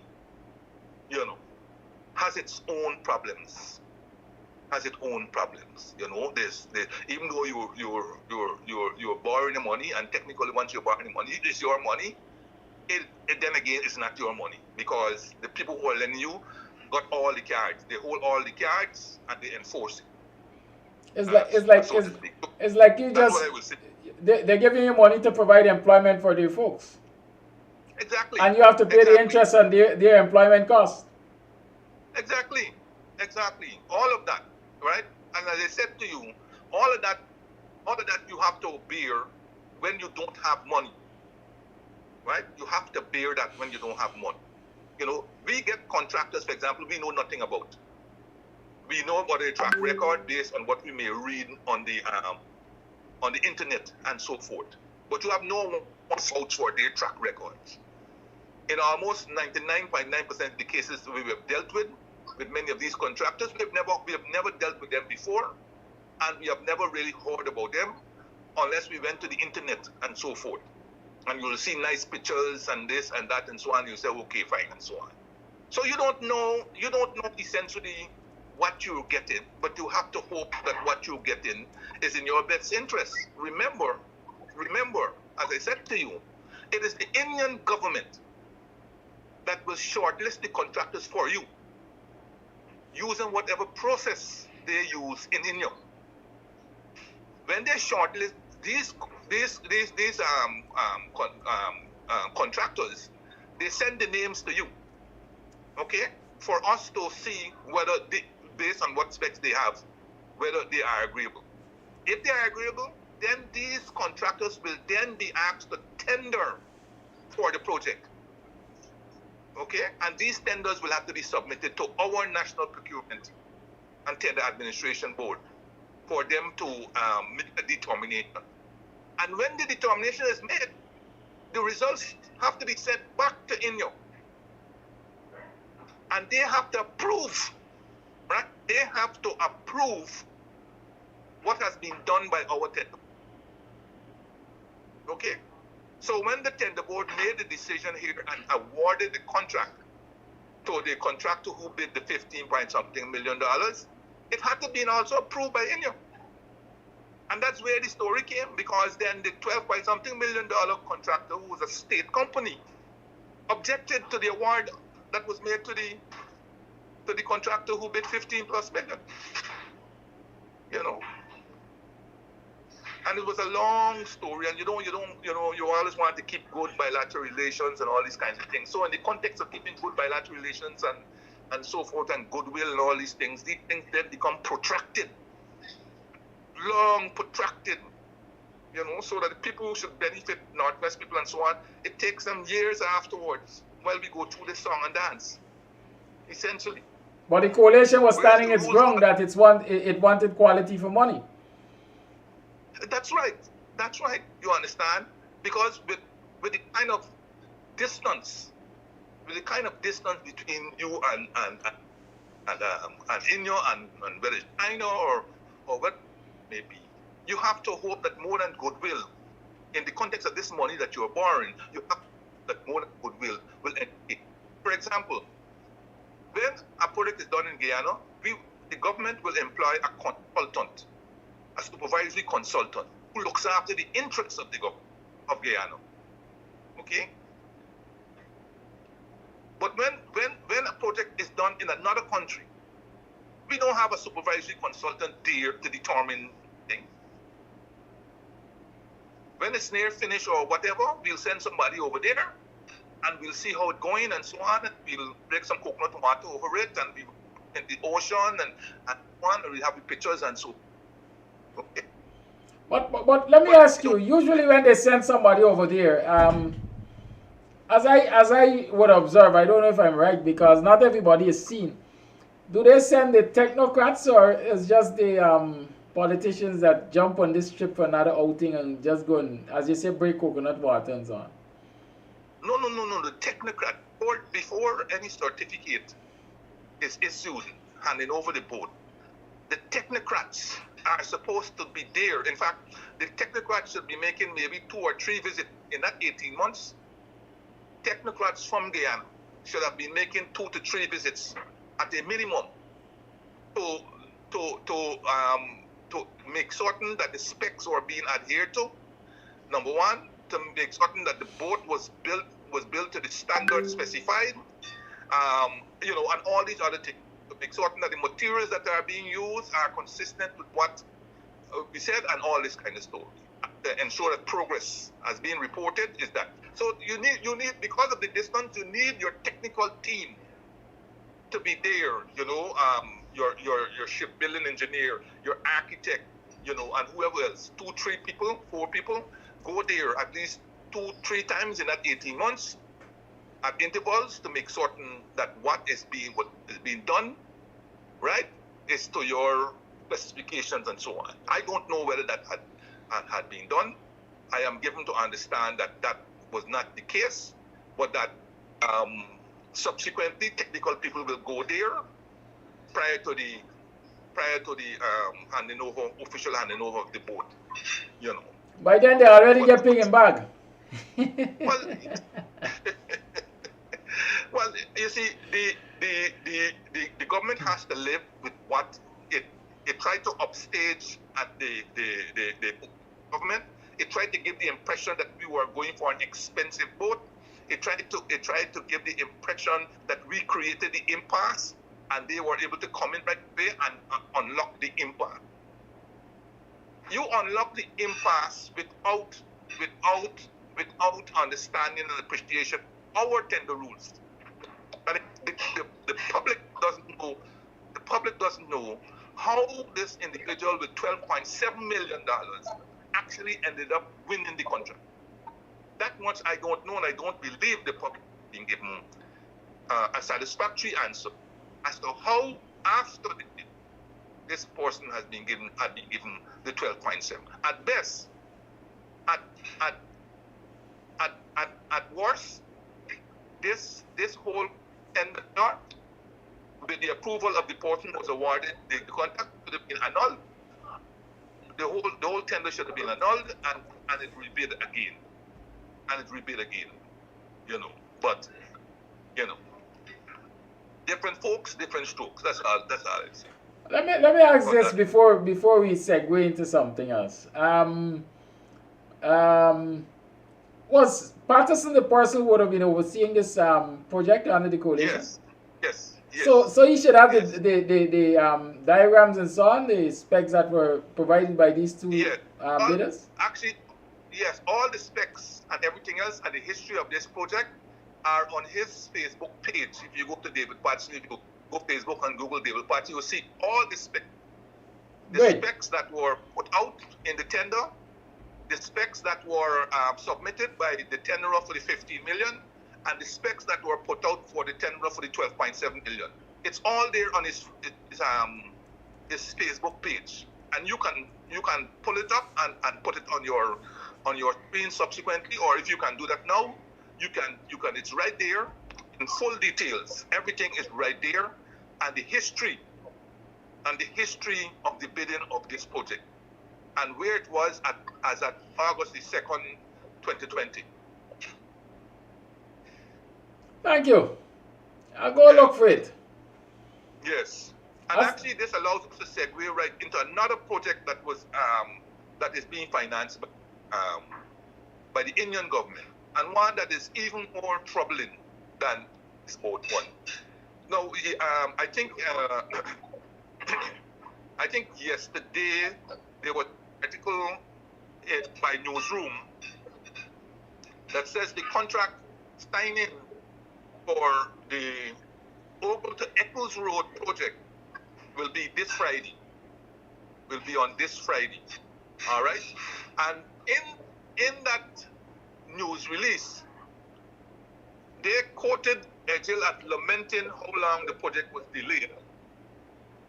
And he said that the importance of this project was known before 2015. And the monies and everything for this project were already secured. Well, I mean, again, as I said, politics is really, people, they're fools so often. Sometimes they get bored and they walk away. They get disinterested in politics. And this is the kind of statement that allow them to become disinterested in politics. Look, what are the facts? President Donald Ramatar went on I don't know if it was an official visit or private visit or whatever, but he went to Inyo in January 2015. That, as you know, a couple of months afterwards there was the elections in 2015. But he was there in January 2015, and he was promised. He didn't secure. He was promised $50 million for the Ogle Diamond bypass road. Okay? he was promised 50 million for the Ogle Diamond Bypass Road. Okay? Now, you can go and check all background prior to 2015 and see whether there was any indication of any Ogle to Diamond Bypass Road.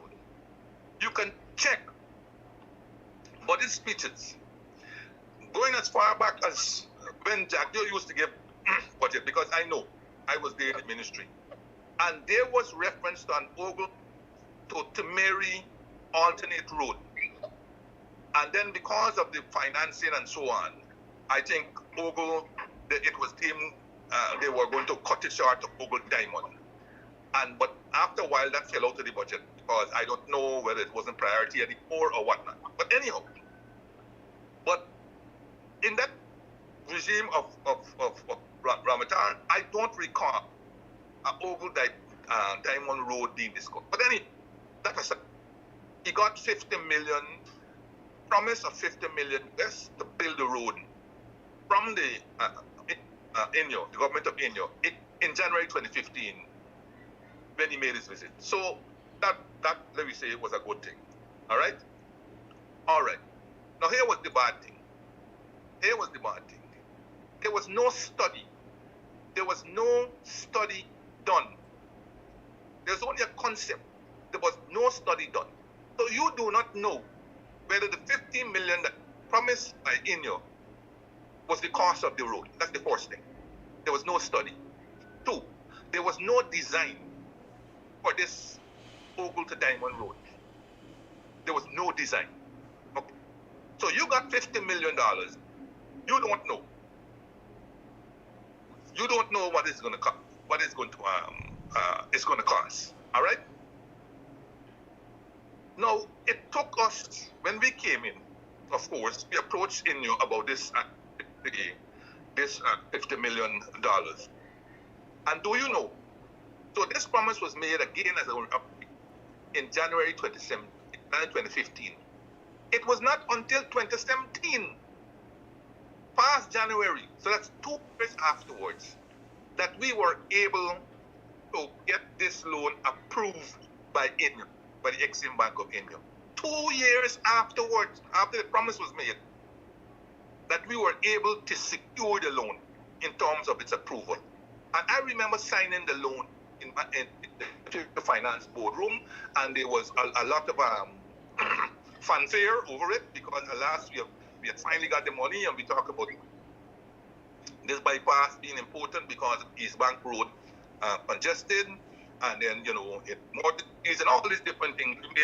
We made hay while the sun shone, right? So that was in 2017.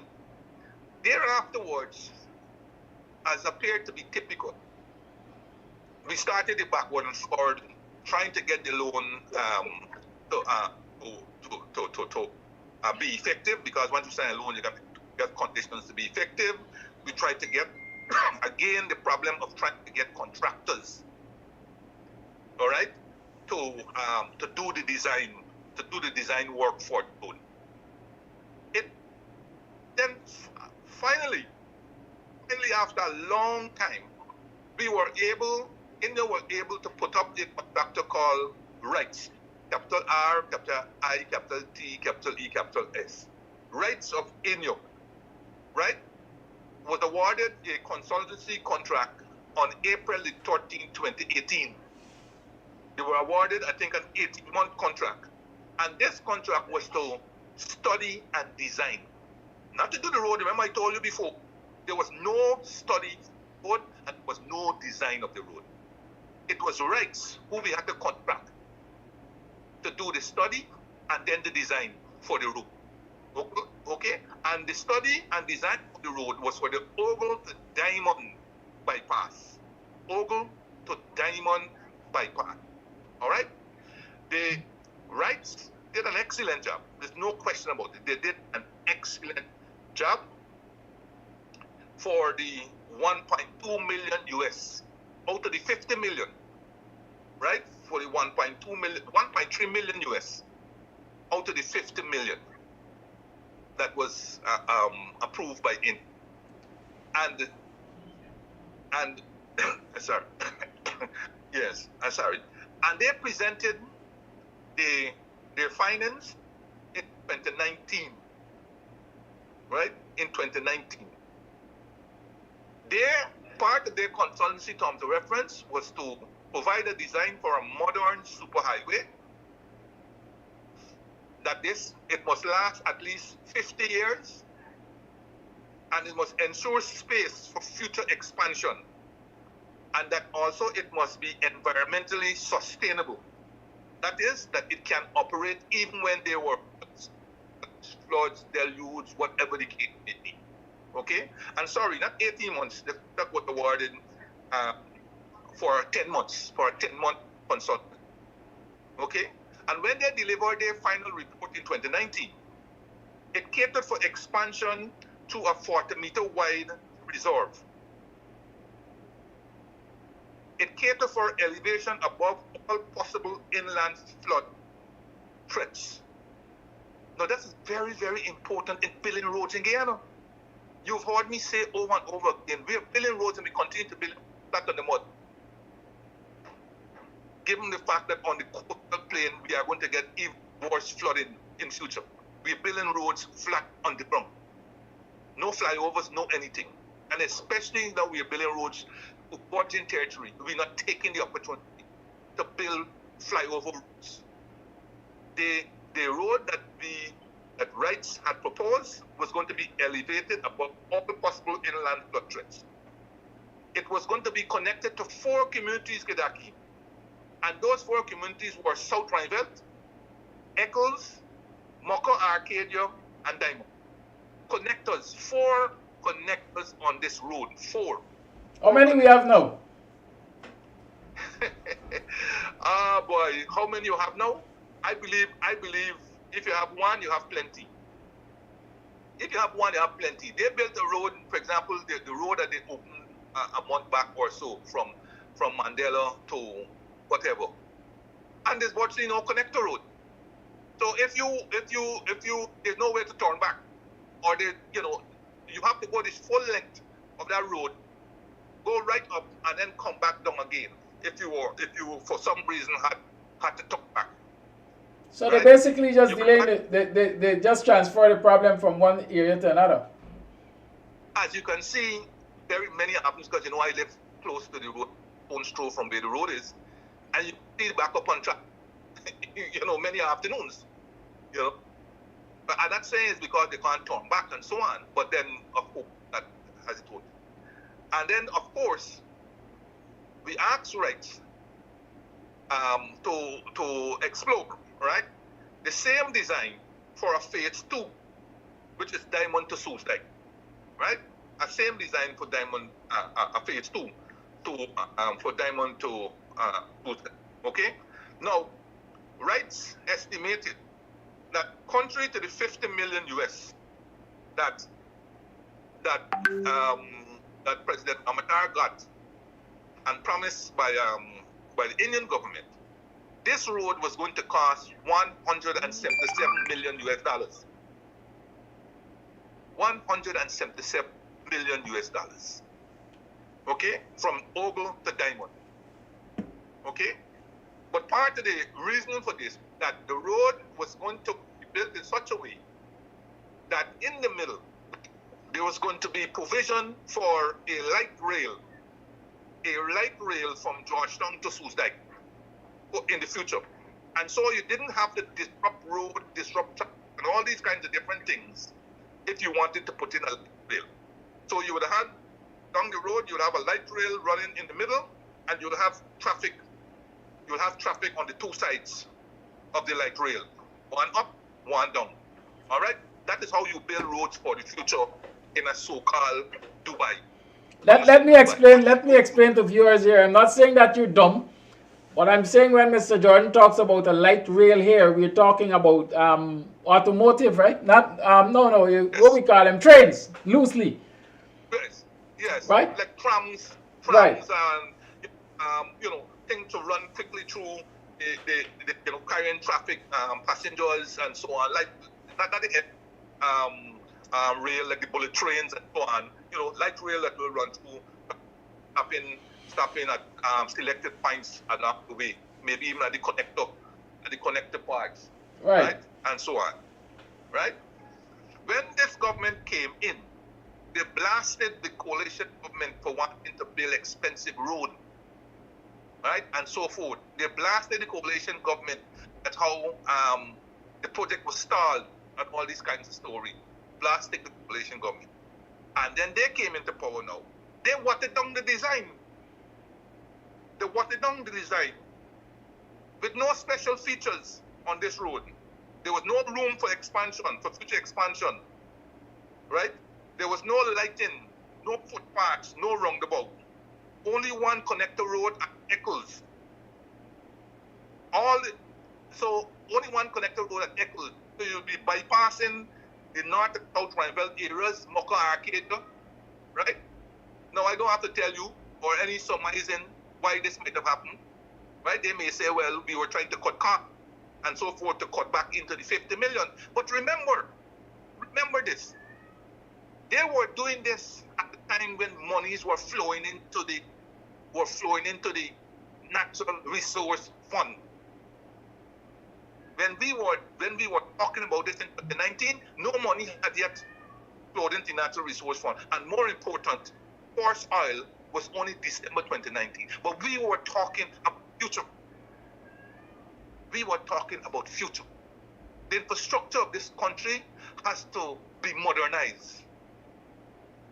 It has to be modernized and brought into 24th century. And we continue to lament that contrary to that happening, we gone along the same thing. I see they're fixing our road here at mashed up in building the Mandela or whatever they call it. I see they're fixing this road here. And what they're doing here is the same thing, same foolishness. Traffic is coming through this David Rose Street like hell, going to the open spaces that are there now. They're not widening the road. They're not putting in a footpath. They're not securing the drainage alongside the road or any such thing. They dig out, roll, put in some brick or something, chotar or bitumen or whatever you call it, and that's the end. 2 mornings from now, all those heavy trucks that carrying sand and brick and stone and cement to what's Cane Field, beyond Caneview Avenue, the road will be broke up again, and we will be back picketing and whatever else to get back these roads. This is a community, South Miami, a community largely housing. The roads were built of concrete. They lasted an eternity. They weren't built to take 50-ton trucks and 30-ton trucks and all these kinds of story. But yet every day we have these trucks passing on these small little roads. And as you pass through South Rhineville now, it's like a creative community. All these roads, as they break up one road, they look for another road to drive on and break that up also. That is what's happening in these small little communities.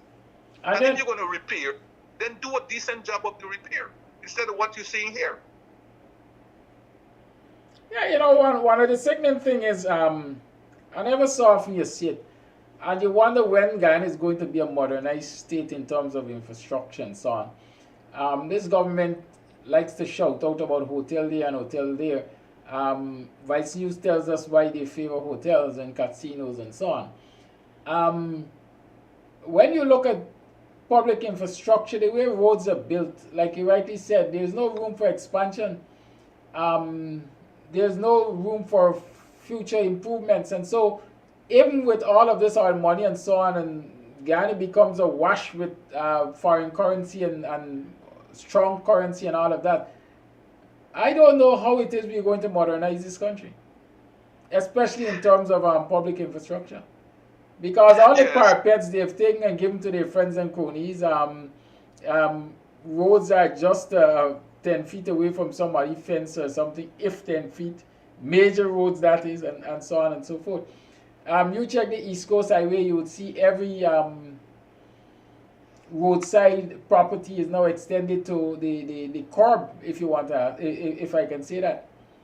How are we developing um, modern infrastructure for this country when we do that? Exactly. Now, if I was continue quickly on this road that I deviated, but it was a good deviation to show exactly the kind of problems that we're having. So on this road now, instead of getting an oval to Diamond Road, you know they've cut back the road to Eccles. So now it's oval to Eccles, all right? And the amount of money that was left was 48.7 million US dollars, because we took 1.3 for the consultancy, for the rights consultancy. Okay? So they cut back the road from Ogle to Diamond to Ogle to Eccles. Okay? Now, I think four Indian companies, three Indian companies bid for this project. There was a company called Ashoka Construction Company. Then there was another Ashoka Construction Company. They bid 112 million. They bid 112 million US dollars to build the road from Ogle to Eccles. And they put in their bid, they will give a discount of 5%. Okay? Then another company called EXXON out of India, they bid 108.1 million US dollars. And then there's another company called, with the acronym DRAPIL, capital D, capital R, capital A, capital P, capital I, capital L, DRAPIL, and they bid US $106.8 million. Okay? So here, you know what was the engineer's estimates for the bypass, Ogle to Eccles bypass road? You know what is the estimate? The engineer's estimate was 48.6 million US dollars.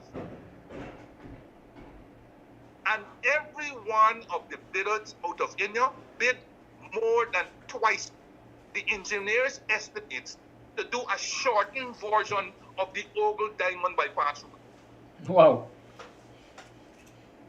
Let me say it again so that people will understand what it is that we are dealing with. The engineer's estimate for the Ogle Eccles road was 48.6 million US dollars. Each of the three Indian companies who tendered this project, they bid more than twice the engineer's estimates for the road. Now, clearly, this would have triggered a retendering of the project, because these amounts are way in excess of what the engineer's estimate was. Okay? Instead of triggering a retendering, the government went ahead and negotiated with Ashoka Construction Company for the reduced price with a discount of about $106 million. Because when you apply the 5% discount to the 112 million that they bid, it brought the 106 million. And that was still above the engineer's estimate. Well, there's more than twice the engineer's estimate of $48.6 million. Okay?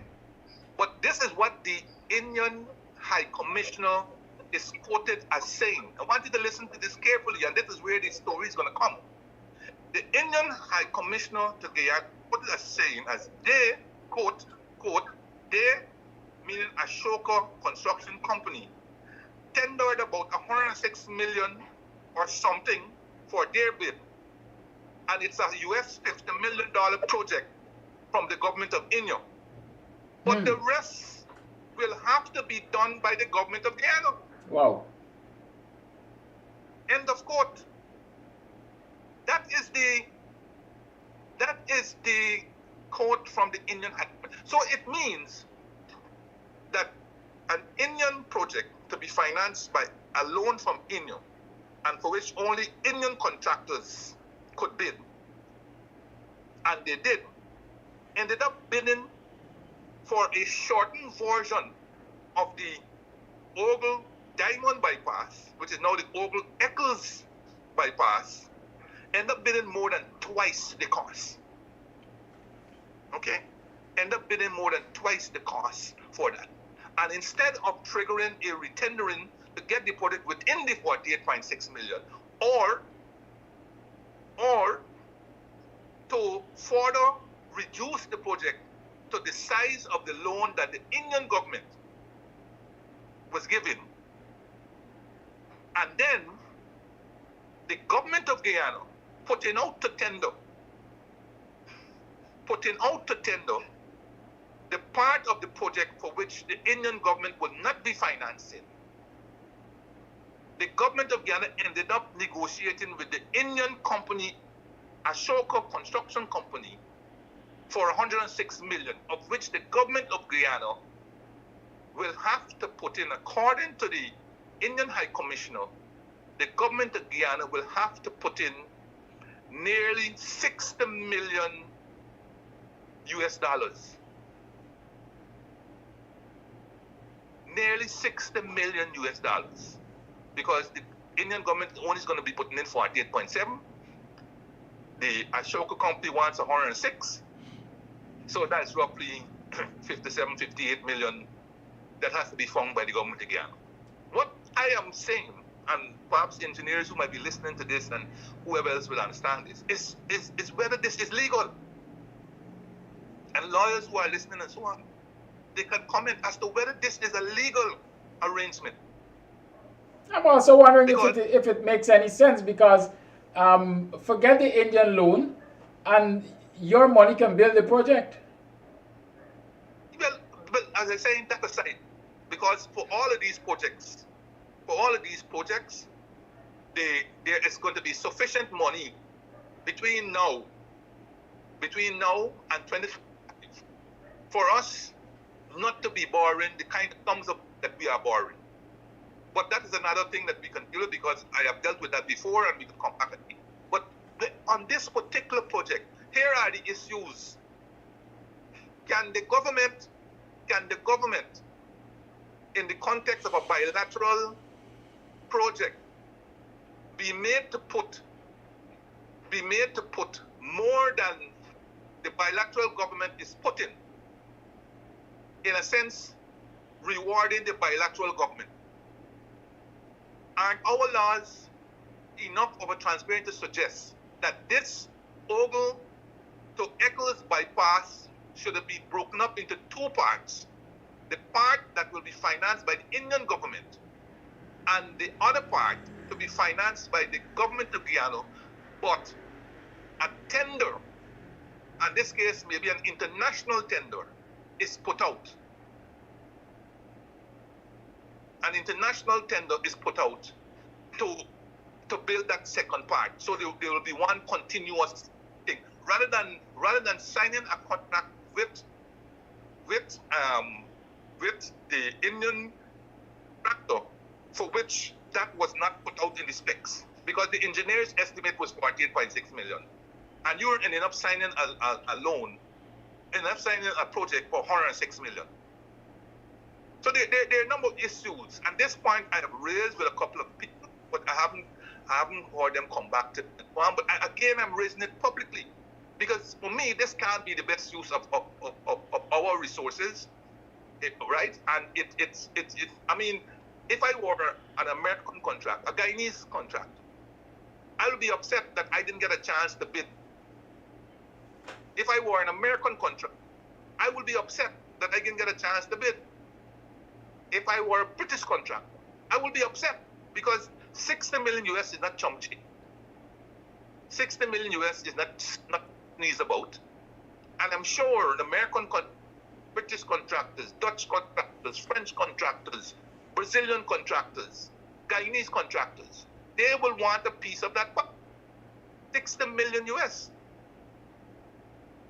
How does an Indian contractor, for which the Indian government is only put $48.7 million, it getting a contract for $106 million, even though he did not win a contract as part of an international tender? And that is what we have to begin. You know, it's these kinds of things that you have to question how this can happen. Whether this is something that we want to continue to happen, when we don't get the best use of international experience and so forth. I don't know about the contractor or any such thing. What I'm saying is that in the context that the loan that we got from the Indian government, he can only benefit from that loan. And for him to benefit from the extra 60 million, he would have had to compete with others internationally to be able to benefit from that extra 60 million in a phase 2 of this same Ogle to Eccles bypass. And that is what continues to bother me as to how this road, how any contract signing can be done on Friday when no explanation has been given as to how the government will be in 60 million US dollars without a tender for this particular sum of money. A court matter is in order? Well, I'm putting it out there. I'm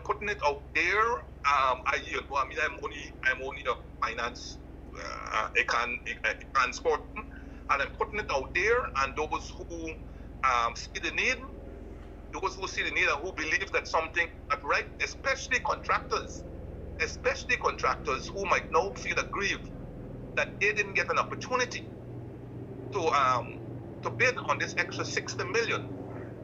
They can determine whether this is something that they wish to ask the government about quickly before any contract is signed.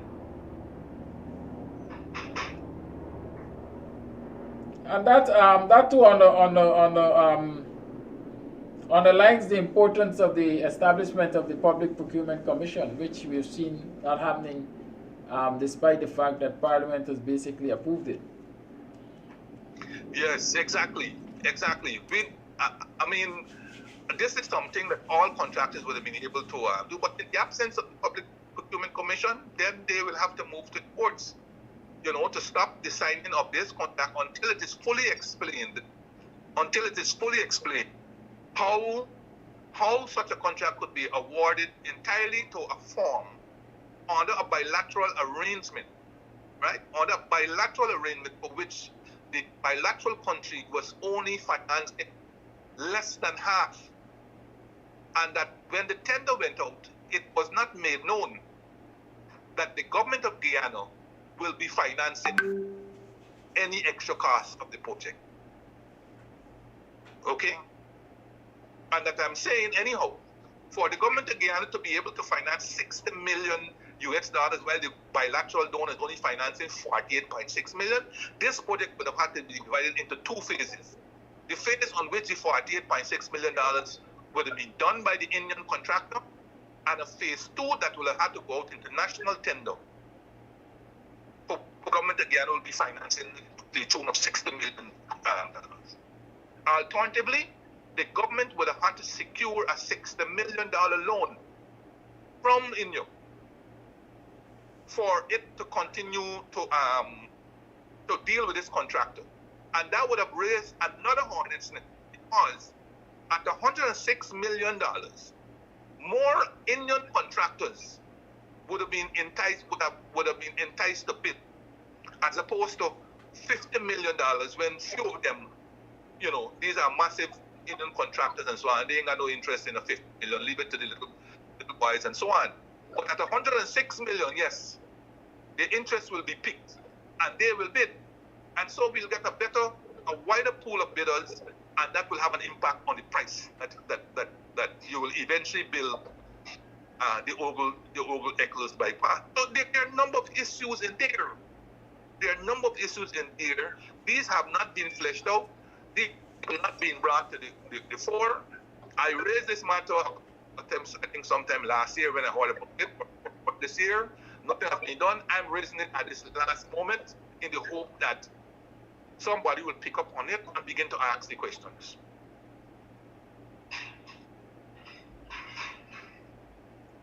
Thank you for that clarification. A whole lot of information there. It's now 8 hours 27. You tune to the Buxtonian Morning Time. Kindly share the live. Keep sharing the live. We're not at 1,000. We're behind time this morning. We should have been at 1,200 now. Mr. Jordan's time is almost up. What y'all doing, man? Before I go, I obviously have to raise this other one, which is the last one I wanted to raise. Go right ahead. Today. Right. So, and it's called the cake shop economics. Now, it was reported in Demerara Waves, I think around the 16th of June, that Jagdeo, referring to Norton's proposal for a subsidy on the price of gasoline, he referred to it as an almost, quote, as an, quote, almost cake shop kind of approach to economics that will harm us, end of quote, right? Now, I'm happy he did not use the word voodoo economics.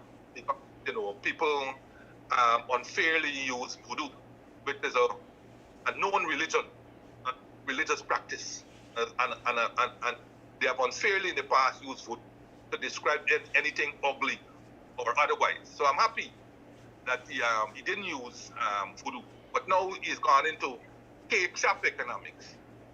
Now, he didn't say what was the nature of the harm that this subsidy would cause. But he also went on to that the World Bank and the IMF had cautioned Guyana about ramping up public infrastructural projects overheating the economy. Well, I don't know how the two things, I don't know how the subsidy on gasoline and the ramping up and the overheating that the IMF and World Bank did indeed caution Guyana about. I don't know how the two things coexist, how they coincide, or what was the end of putting them together. But as I said, he had the opportunity to explain, but he hasn't. Now, this thing about cake shop economics, I decided to take a look, do a Google search of what really is a cake shop economics. And I couldn't find anywhere. I couldn't find any meaning of cake. Even though I was surmised it possibly is a derogatory, it was meant to be derogatory in the way how it's said. And the context within it was said that perhaps Norton didn't know what he was saying. Perhaps he was out of his depth in the field he was dabbling in, or something such. But if it was meant to convey that, that kind of thinking and so on, Jackie was dead wrong. And I'm happy that others have taken up this, and I believe only yesterday that the leader of the opposition had raised it again. If you recall, it was not the leader of the opposition, but it was me. Last week, Tuesday morning's program, if you check back, you will see. I was the one who had raised the issue of the subsidy. Okay? I the one who raised the issue. So, at Aubrey Norton press conference was later that morning, and he raised the issue of the subsidy. But of course, that group punks on Aubrey. Aubrey more in the limelight and all this kind of thing. Now, many countries have subsidized gas prices long before this COVID pandemic or even the Russian-Ukraine war. I can think of countries like Indonesia, Venezuela, Trinidad, Mexico, Nigeria. All these countries have had subsidies on their gasoline long before COVID started and long before the Russian-Ukraine war. In fact, of all those countries I called us, now Indonesia is actually a net importer. It's a net importer of fuel. On the contrary, Guyana is a net importer of fuel because our fuel consumption is roughly, I believe, 11,000 to 15,000 barrels a day, somewhere in that region. But we exporting 1 million barrels. How much millions of barrels of fuel every day or every other day out of this country? And but since the since the war, especially the Russia-Ukraine war, especially, a number of countries did this issue about subsidizing gasoline, including the big in developed countries. For example, Japan, and I will commend the approach that Japan has used, which is to agree to some fixed retail price in the whole country in Japan, or agree to some fixed buying price at which they will be buying the fuel from the international market. Now, why is a subsidy at this stage important? In Jaguar's them own words, they named it how they've gotten rid of all of the indirect taxes, whether it was the excise tax or if it is the VAT and so on. They've gotten rid of all of that, and there's nothing more to be done. Well, a tax. Let us pull up a little bit. A tax is a way of the government receiving revenue from the sale or production of goods and services. Okay, so a tax on goods and services produced and sold. A subsidy is like the opposite of tax, because instead of collecting money from the sale of goods and services, a subsidy is the government giving money. All right? So a subsidy is like a negative tax. Right? Instead of collecting, you're giving out. So a subsidy is a negative tax. In the same way, in a sense, when in 2020, I believe it was, when the price of oil ended up being a negative price. And people say, well, what do you mean by a negative price? Well, it meant that instead of you receiving monies for selling the product, you were actually paying people monies for the product because nobody wanted to buy it. So you're producing, but you can't sell. And if you're producing, you can't sell, you got to store it someplace, and you have to pay, whether expressly or otherwise, for that store. So that becomes like a negative price. So the subsidy now is a negative tax. That's how it has to be looked at. And it's more than ever needed, because oil price, the outlook for oil prices is somewhere in between 120, 150 US dollars a barrel. Right now, they are hovering between 120 US to 124 US. And these are the highest prices since 2014. Secondly, there are predictions for prices of to go even higher than the 150 that I have indicated. Thirdly, nobody knows when this Russian conflict will last, and therefore countries must prepare for the worst, but hope for the best. And in doing so, we have to think medium term as opposed to one-off things, one-off cash grant, one-off that. So we have to think now in a more strategic way. And one of those strategies of trying to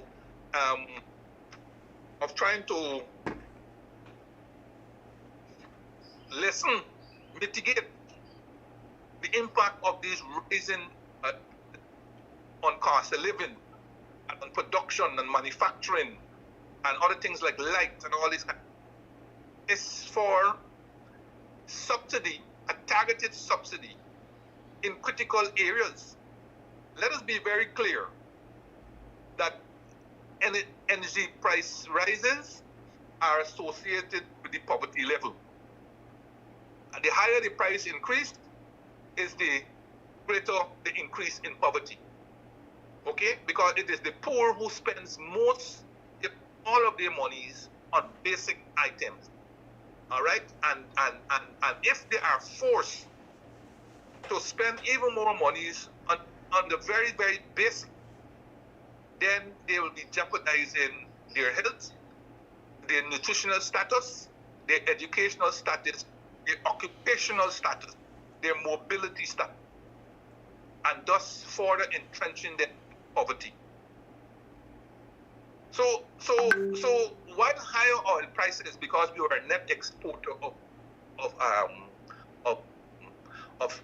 oil, while higher oil prices will benefit the natural resource fund, it will have implications, obviously, and it has had implications for inflation.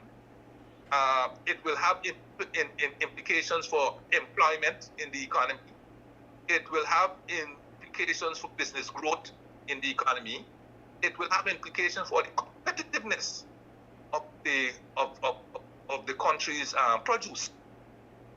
That's because oil is an integral product, integral input, integral final good also into almost everything that we do. Now, I remembered, I think, where I had put out there some recommendations as relates to easing the cost of living, including easing the price of oil. And one of them, I think that since the Guyana dollar was appreciating against the US dollar, the Bank of Guyana could have adjusted its rate. Its rate at which it allows the fuel oil company to buy purchase fuel on the overseas market. It could adjust the Guyana dollar rate in line with the updated rate, and that would have eased the squeeze on these companies. You know, and it remains, of course, a valid. Approach. But in the terms of the subsidy, people are asking A, how will it work? And B, where will it be financed? From where will it be financed?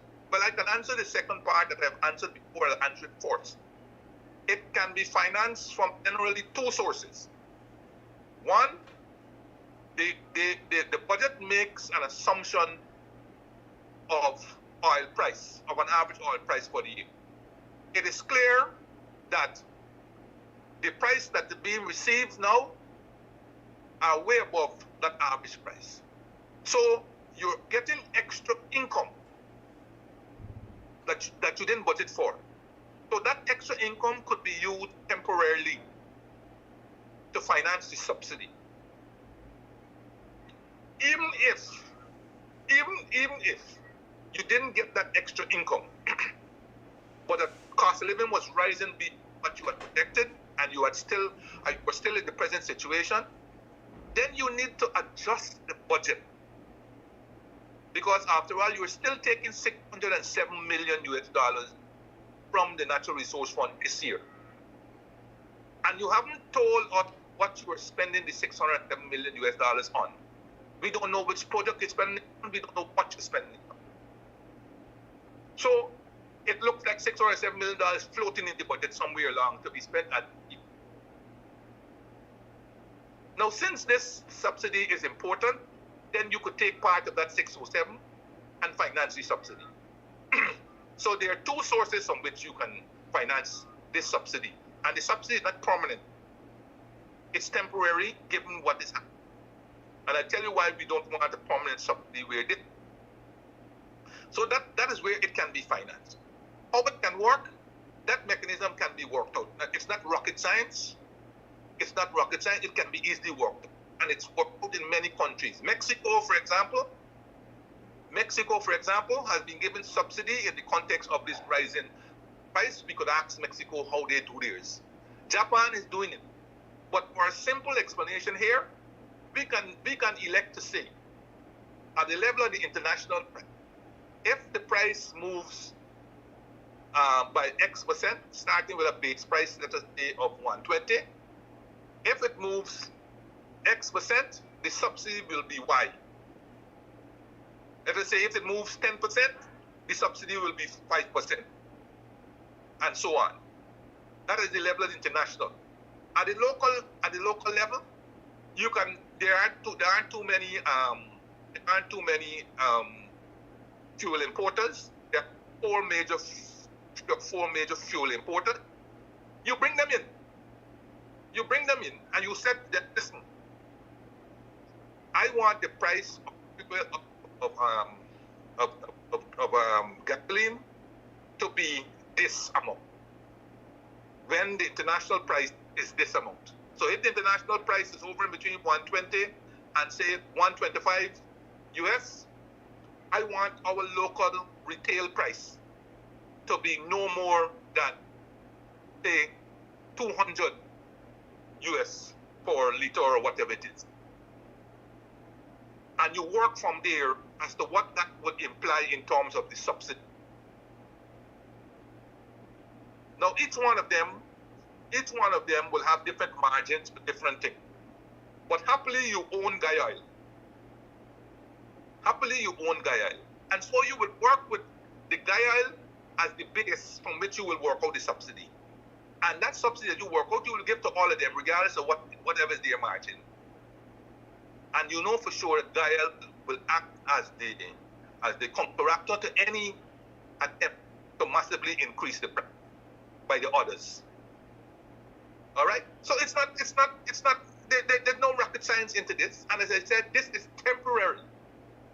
This is temporary until the situation eases. All right? But you have to make that target and you have to make that sacrifice. Otherwise, you can't sell anything from the country in the overseas market beyond oil. And you can't just keep saying, well, there's nothing more that you can do. All right?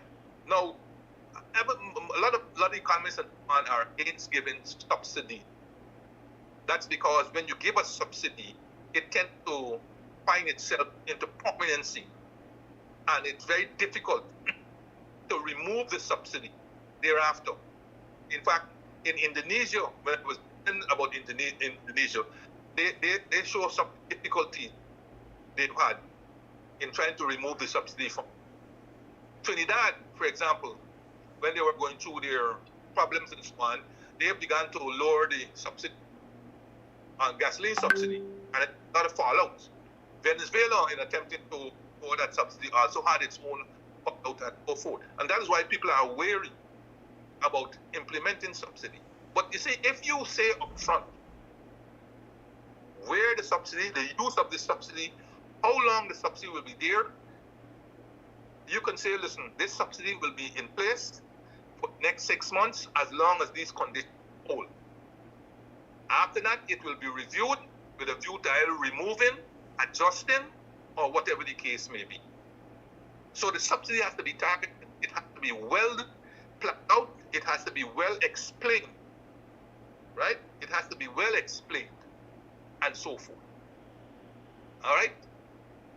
So as I said, it's not a no-brainer. You have to do something about the rising cost of living and gasoline prices.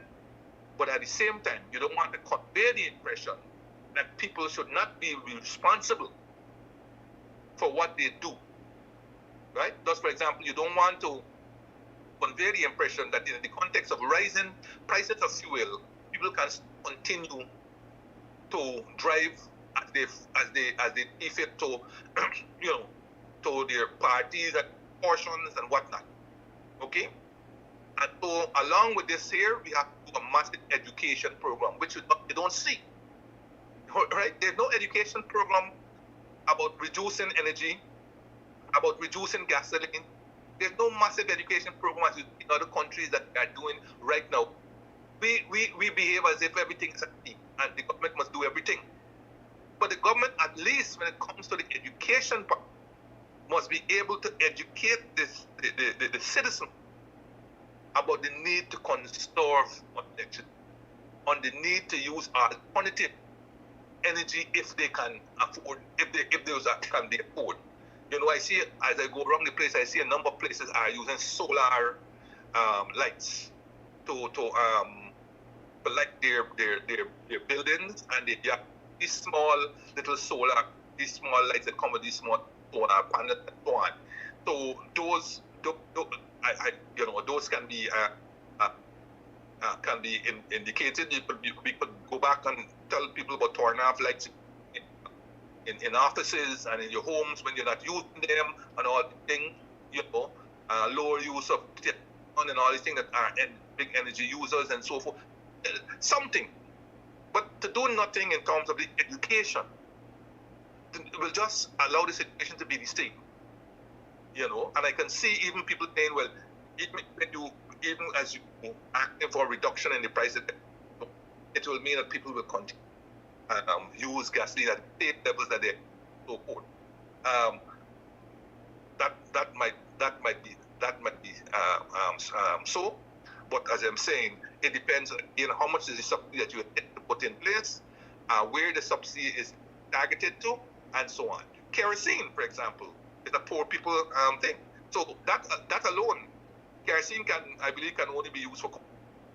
So that is one of the fuels that you want to immediately to ensure that the poor who use kerosene, and more kerosene will be used now that cooking gas has gone through the roof. You want to make certain that that is being sold at an affordable price. And that affordable price comes about because of the subsidy that you've been able to put in place. So that is what I would say on it. It's not cake shop economics. It's standard economics. Okay? It's not cake shop economics. It's standard economics. It's tried, and it's being tried in any number of countries. Any number of countries. All right? What will be cake shop economics if you don't try any number of initiatives to ensure that the cost of is reduced and that you are still able to export your products instead of allowing those products to be buffeted by high costs and ultimately high price and ultimately loss of markets, whether in the region or international. So that's where I end it. Thank you, Mr. Jordan. It's now 11 minutes to the 9 o'clock hour. You tune to the Buxtonian Morning Time. You're being schooled by former Minister of Finance, Winston Jordan, in cake shop economics, among other things. Mr. Jordan, go have your rest. Have a good day. We'll talk. And who calls? Why do they call? Call A Live, good morning. Check your WhatsApp right now. Will do. Yes, let me remind you that, on the 4th of July, we're planning that big protest outside of Buxton, that big peaceful picket to highlight the madness that is going on with this administration, the discrimination and so on.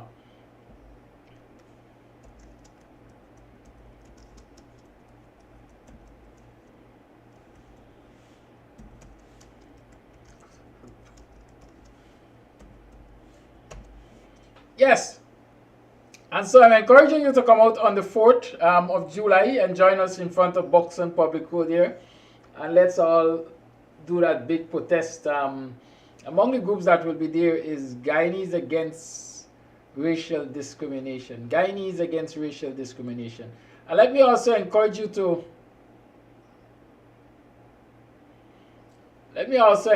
to join the folks at Golden Grove, Haslington, Victoria, Nabaklis and so on this afternoon as they continue to protest for justice for the life of Quindon Bacchus.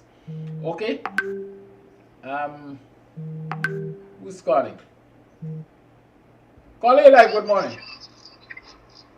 Hello, good morning. Yes, good morning. Morning, sir. Morning, Guyana, and morning to you, Kabaki, and what it looks like and what it seems is that under PPP, they simply just bill willy-nilly. No thought of future or how, it looks. They're just billing to bill sake.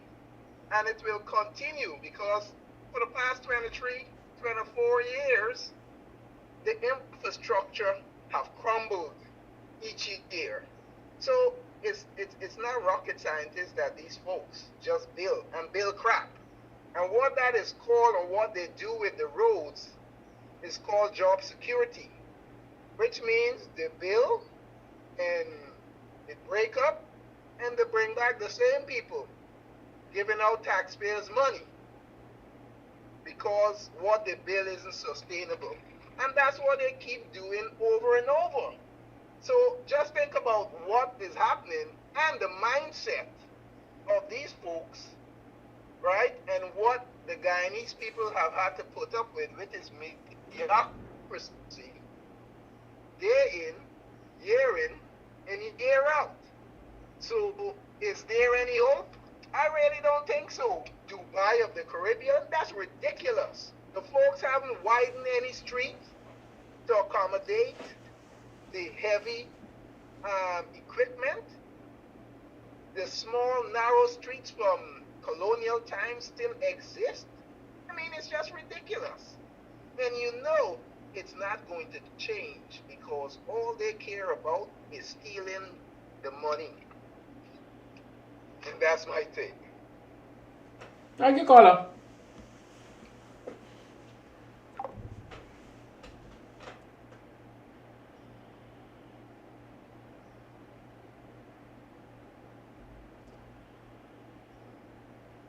Join Dr. Hinds this evening for another program of Politics 101. Yes, this evening Dr. Hinds will be on with Politics 101. And definitely tomorrow morning, again, you can join me for another program of Buxtonian Morning Time. And I want you to start to make plans, as I said, for that July 4th protest picket outside of Buxton. Hit me up, let me know which area you are going to be coming from. And if you need any assistance getting a team from that area down to Buxton, we can assist you with transportation. And most likely we're going to have some refreshments and so on. So hit me up and let us know that we have to prepare for you and your team because you're going to come to support the peaceful protest outside of Buxton on the 4th of July to highlight all the madness that this government is going on with. Caller, you're live. Good morning. Good morning, Mr. Minister Jordan, and to all you listening folks. Now with the talks that Minister Jordan gave, they were well refreshing and educational as always. Now with the thing that he spoke about the roads are being built. Now they did the West Coast Carriageway. And they spent a lot of money. They did widen the road. People lose road, the trenches, all the block up to make this big, wonderful road. Now the shoulders that they built supposed to be for pedestrians and pedal cyclists. But on those shoulders, in many areas, you got about 15 truckloads of 22 tons of sand back to back. Then after the sand, you might got about 10 5-stone back to back. Then you might get a little mini bus passage, and then you go down to a lot of mini buses, cars, and so. So the shoulders that were being built supposed to be the house. Hello? We are listening. Yeah, the house pedestrians automatically has become a storage site for building materials and also parked vehicles. So you, the pedestrians and the cyclists, still have to walk in the way of the traffic, and that is very detrimental to pedestrians. All right, now Minister talk about fuel consumption. I did a little live where at the Industrial Arts Center, they are reconstructing the building there. Now they got this building, well, you know the building got 4 sides. The eastern side, I know that you put windows or inlets to get lights into your building and you want to trap the air coming into the building. That entire eastern wall, a 2-story building, is a solid concrete wall. So now, people in that building will have to go the way of using AC that is going to be needing fuel to push AC and fans in that building. And when the blackout come on, the people who are in that building will not be able to have the natural air that is circulating where we don't have to pay for. And I believe if we want to conserve on fuel and have a lower fuel bill, buildings like these should be checked out properly. And when you give a contract to something, or they don't talk now about engineer, engineers should know that when you put up a building, you should have the amount of people you think will be using this building and give adequate ventilation, that each person in that building must be served with adequate ventilation and air. Now in this world where COVID has taken over, you want social distancing, you want natural air to be flowing in and out of buildings. No natural air could be flowing in and out of that building that has been put up in fellowship as the Industrial Art Center. The last, now many people may say they didn't see what this Isabel report revealed. Now when Minister spoke about the acquiring of that tugboat from India, there is where, see, when things are being done, we in Guyana, we are so outdated and far back in technology. All these things are out there in the outer world, better yet with Pegasus and somebody bringing to spy on us. And when the outside government, where the installed regime is going to acquire loan some this body, that body, beg for money here, beg for money there, the people checking to see why they are coming to beg for money. And if they got all this money, then you look at the population. Hence, Isabel Young had to come to Guyana and be embedded in Guyana for more than 3 weeks, looking at traveling all around Guyana with all the knowledge of the installed regime and many people. Now I think critics has been cited, but critics know what is going on. And even under Mia Martley, who keep governing our me's the best friend, me's this, all of them knew what was coming down. So this Isabel thing, people may say, oh, the BBC, they come and they do this. Isabel knew what she was doing, and they will not show that report under the bus like how the install regime think it's going to go away. So don't let us think more is yet to come. That is my take this morning. Bye-bye. Thank you very much. It is now 9 hours and it's time for me to say goodbye to you. I have a voice note or two I saw. So let me see if I can play them before I leave. And so nobody cries discrimination. I don't like to discriminate. Right? Let me see voice notes. Voice note. Good morning, Kadaki. These people are mentally constipated, morally bankrupt, and myopic. The bottom line is that they want to get their hands on the money. That's all. That's all. They want to get their hands on the money.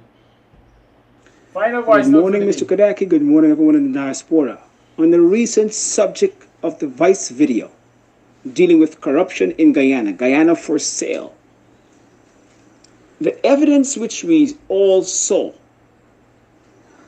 is an indictment on Mr. Jack Dio.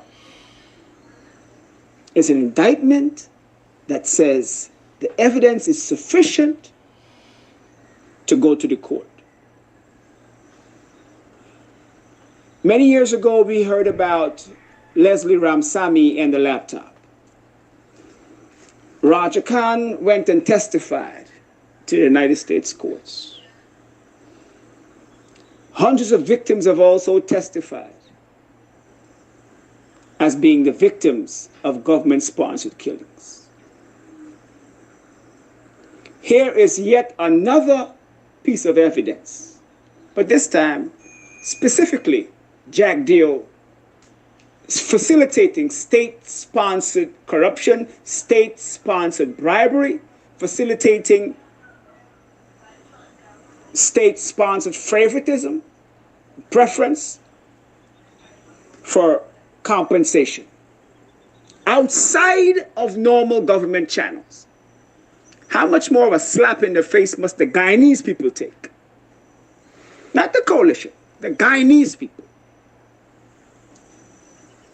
How much more must we allow to happen before we remove Jack Dio and the PPP from the office? If not the PPP, then Jack Dio.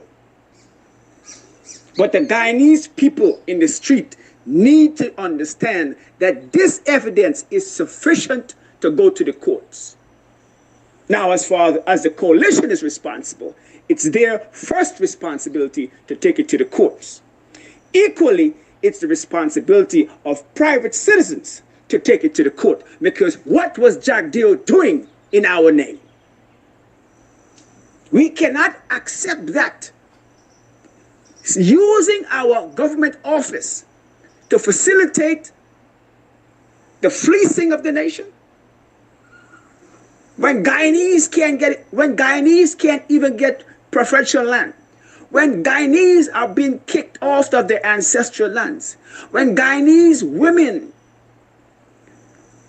on Sussex Cane Field were removed from their houses, unarmed women were shot, and the children were also injured by state-sponsored police officers. Squatters were flooded from Guyanese lands. Guyanese lands in Linden are being bulldozed to make space for foreigners. And you mean to tell me Jack Dio is sitting in the government, using our government to facilitate a denial of us, the citizens? And on top of that, he's using our name to give and sell out our land. And we still not saying nothing or doing nothing?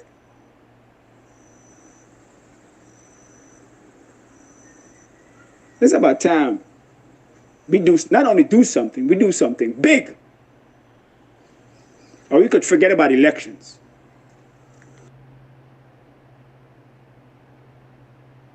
Thank you for your voice note, and thank you viewers for tuning in. Do have a pleasant rest of the day. See you on the protest line tonight, this evening, this afternoon at Golden Grove.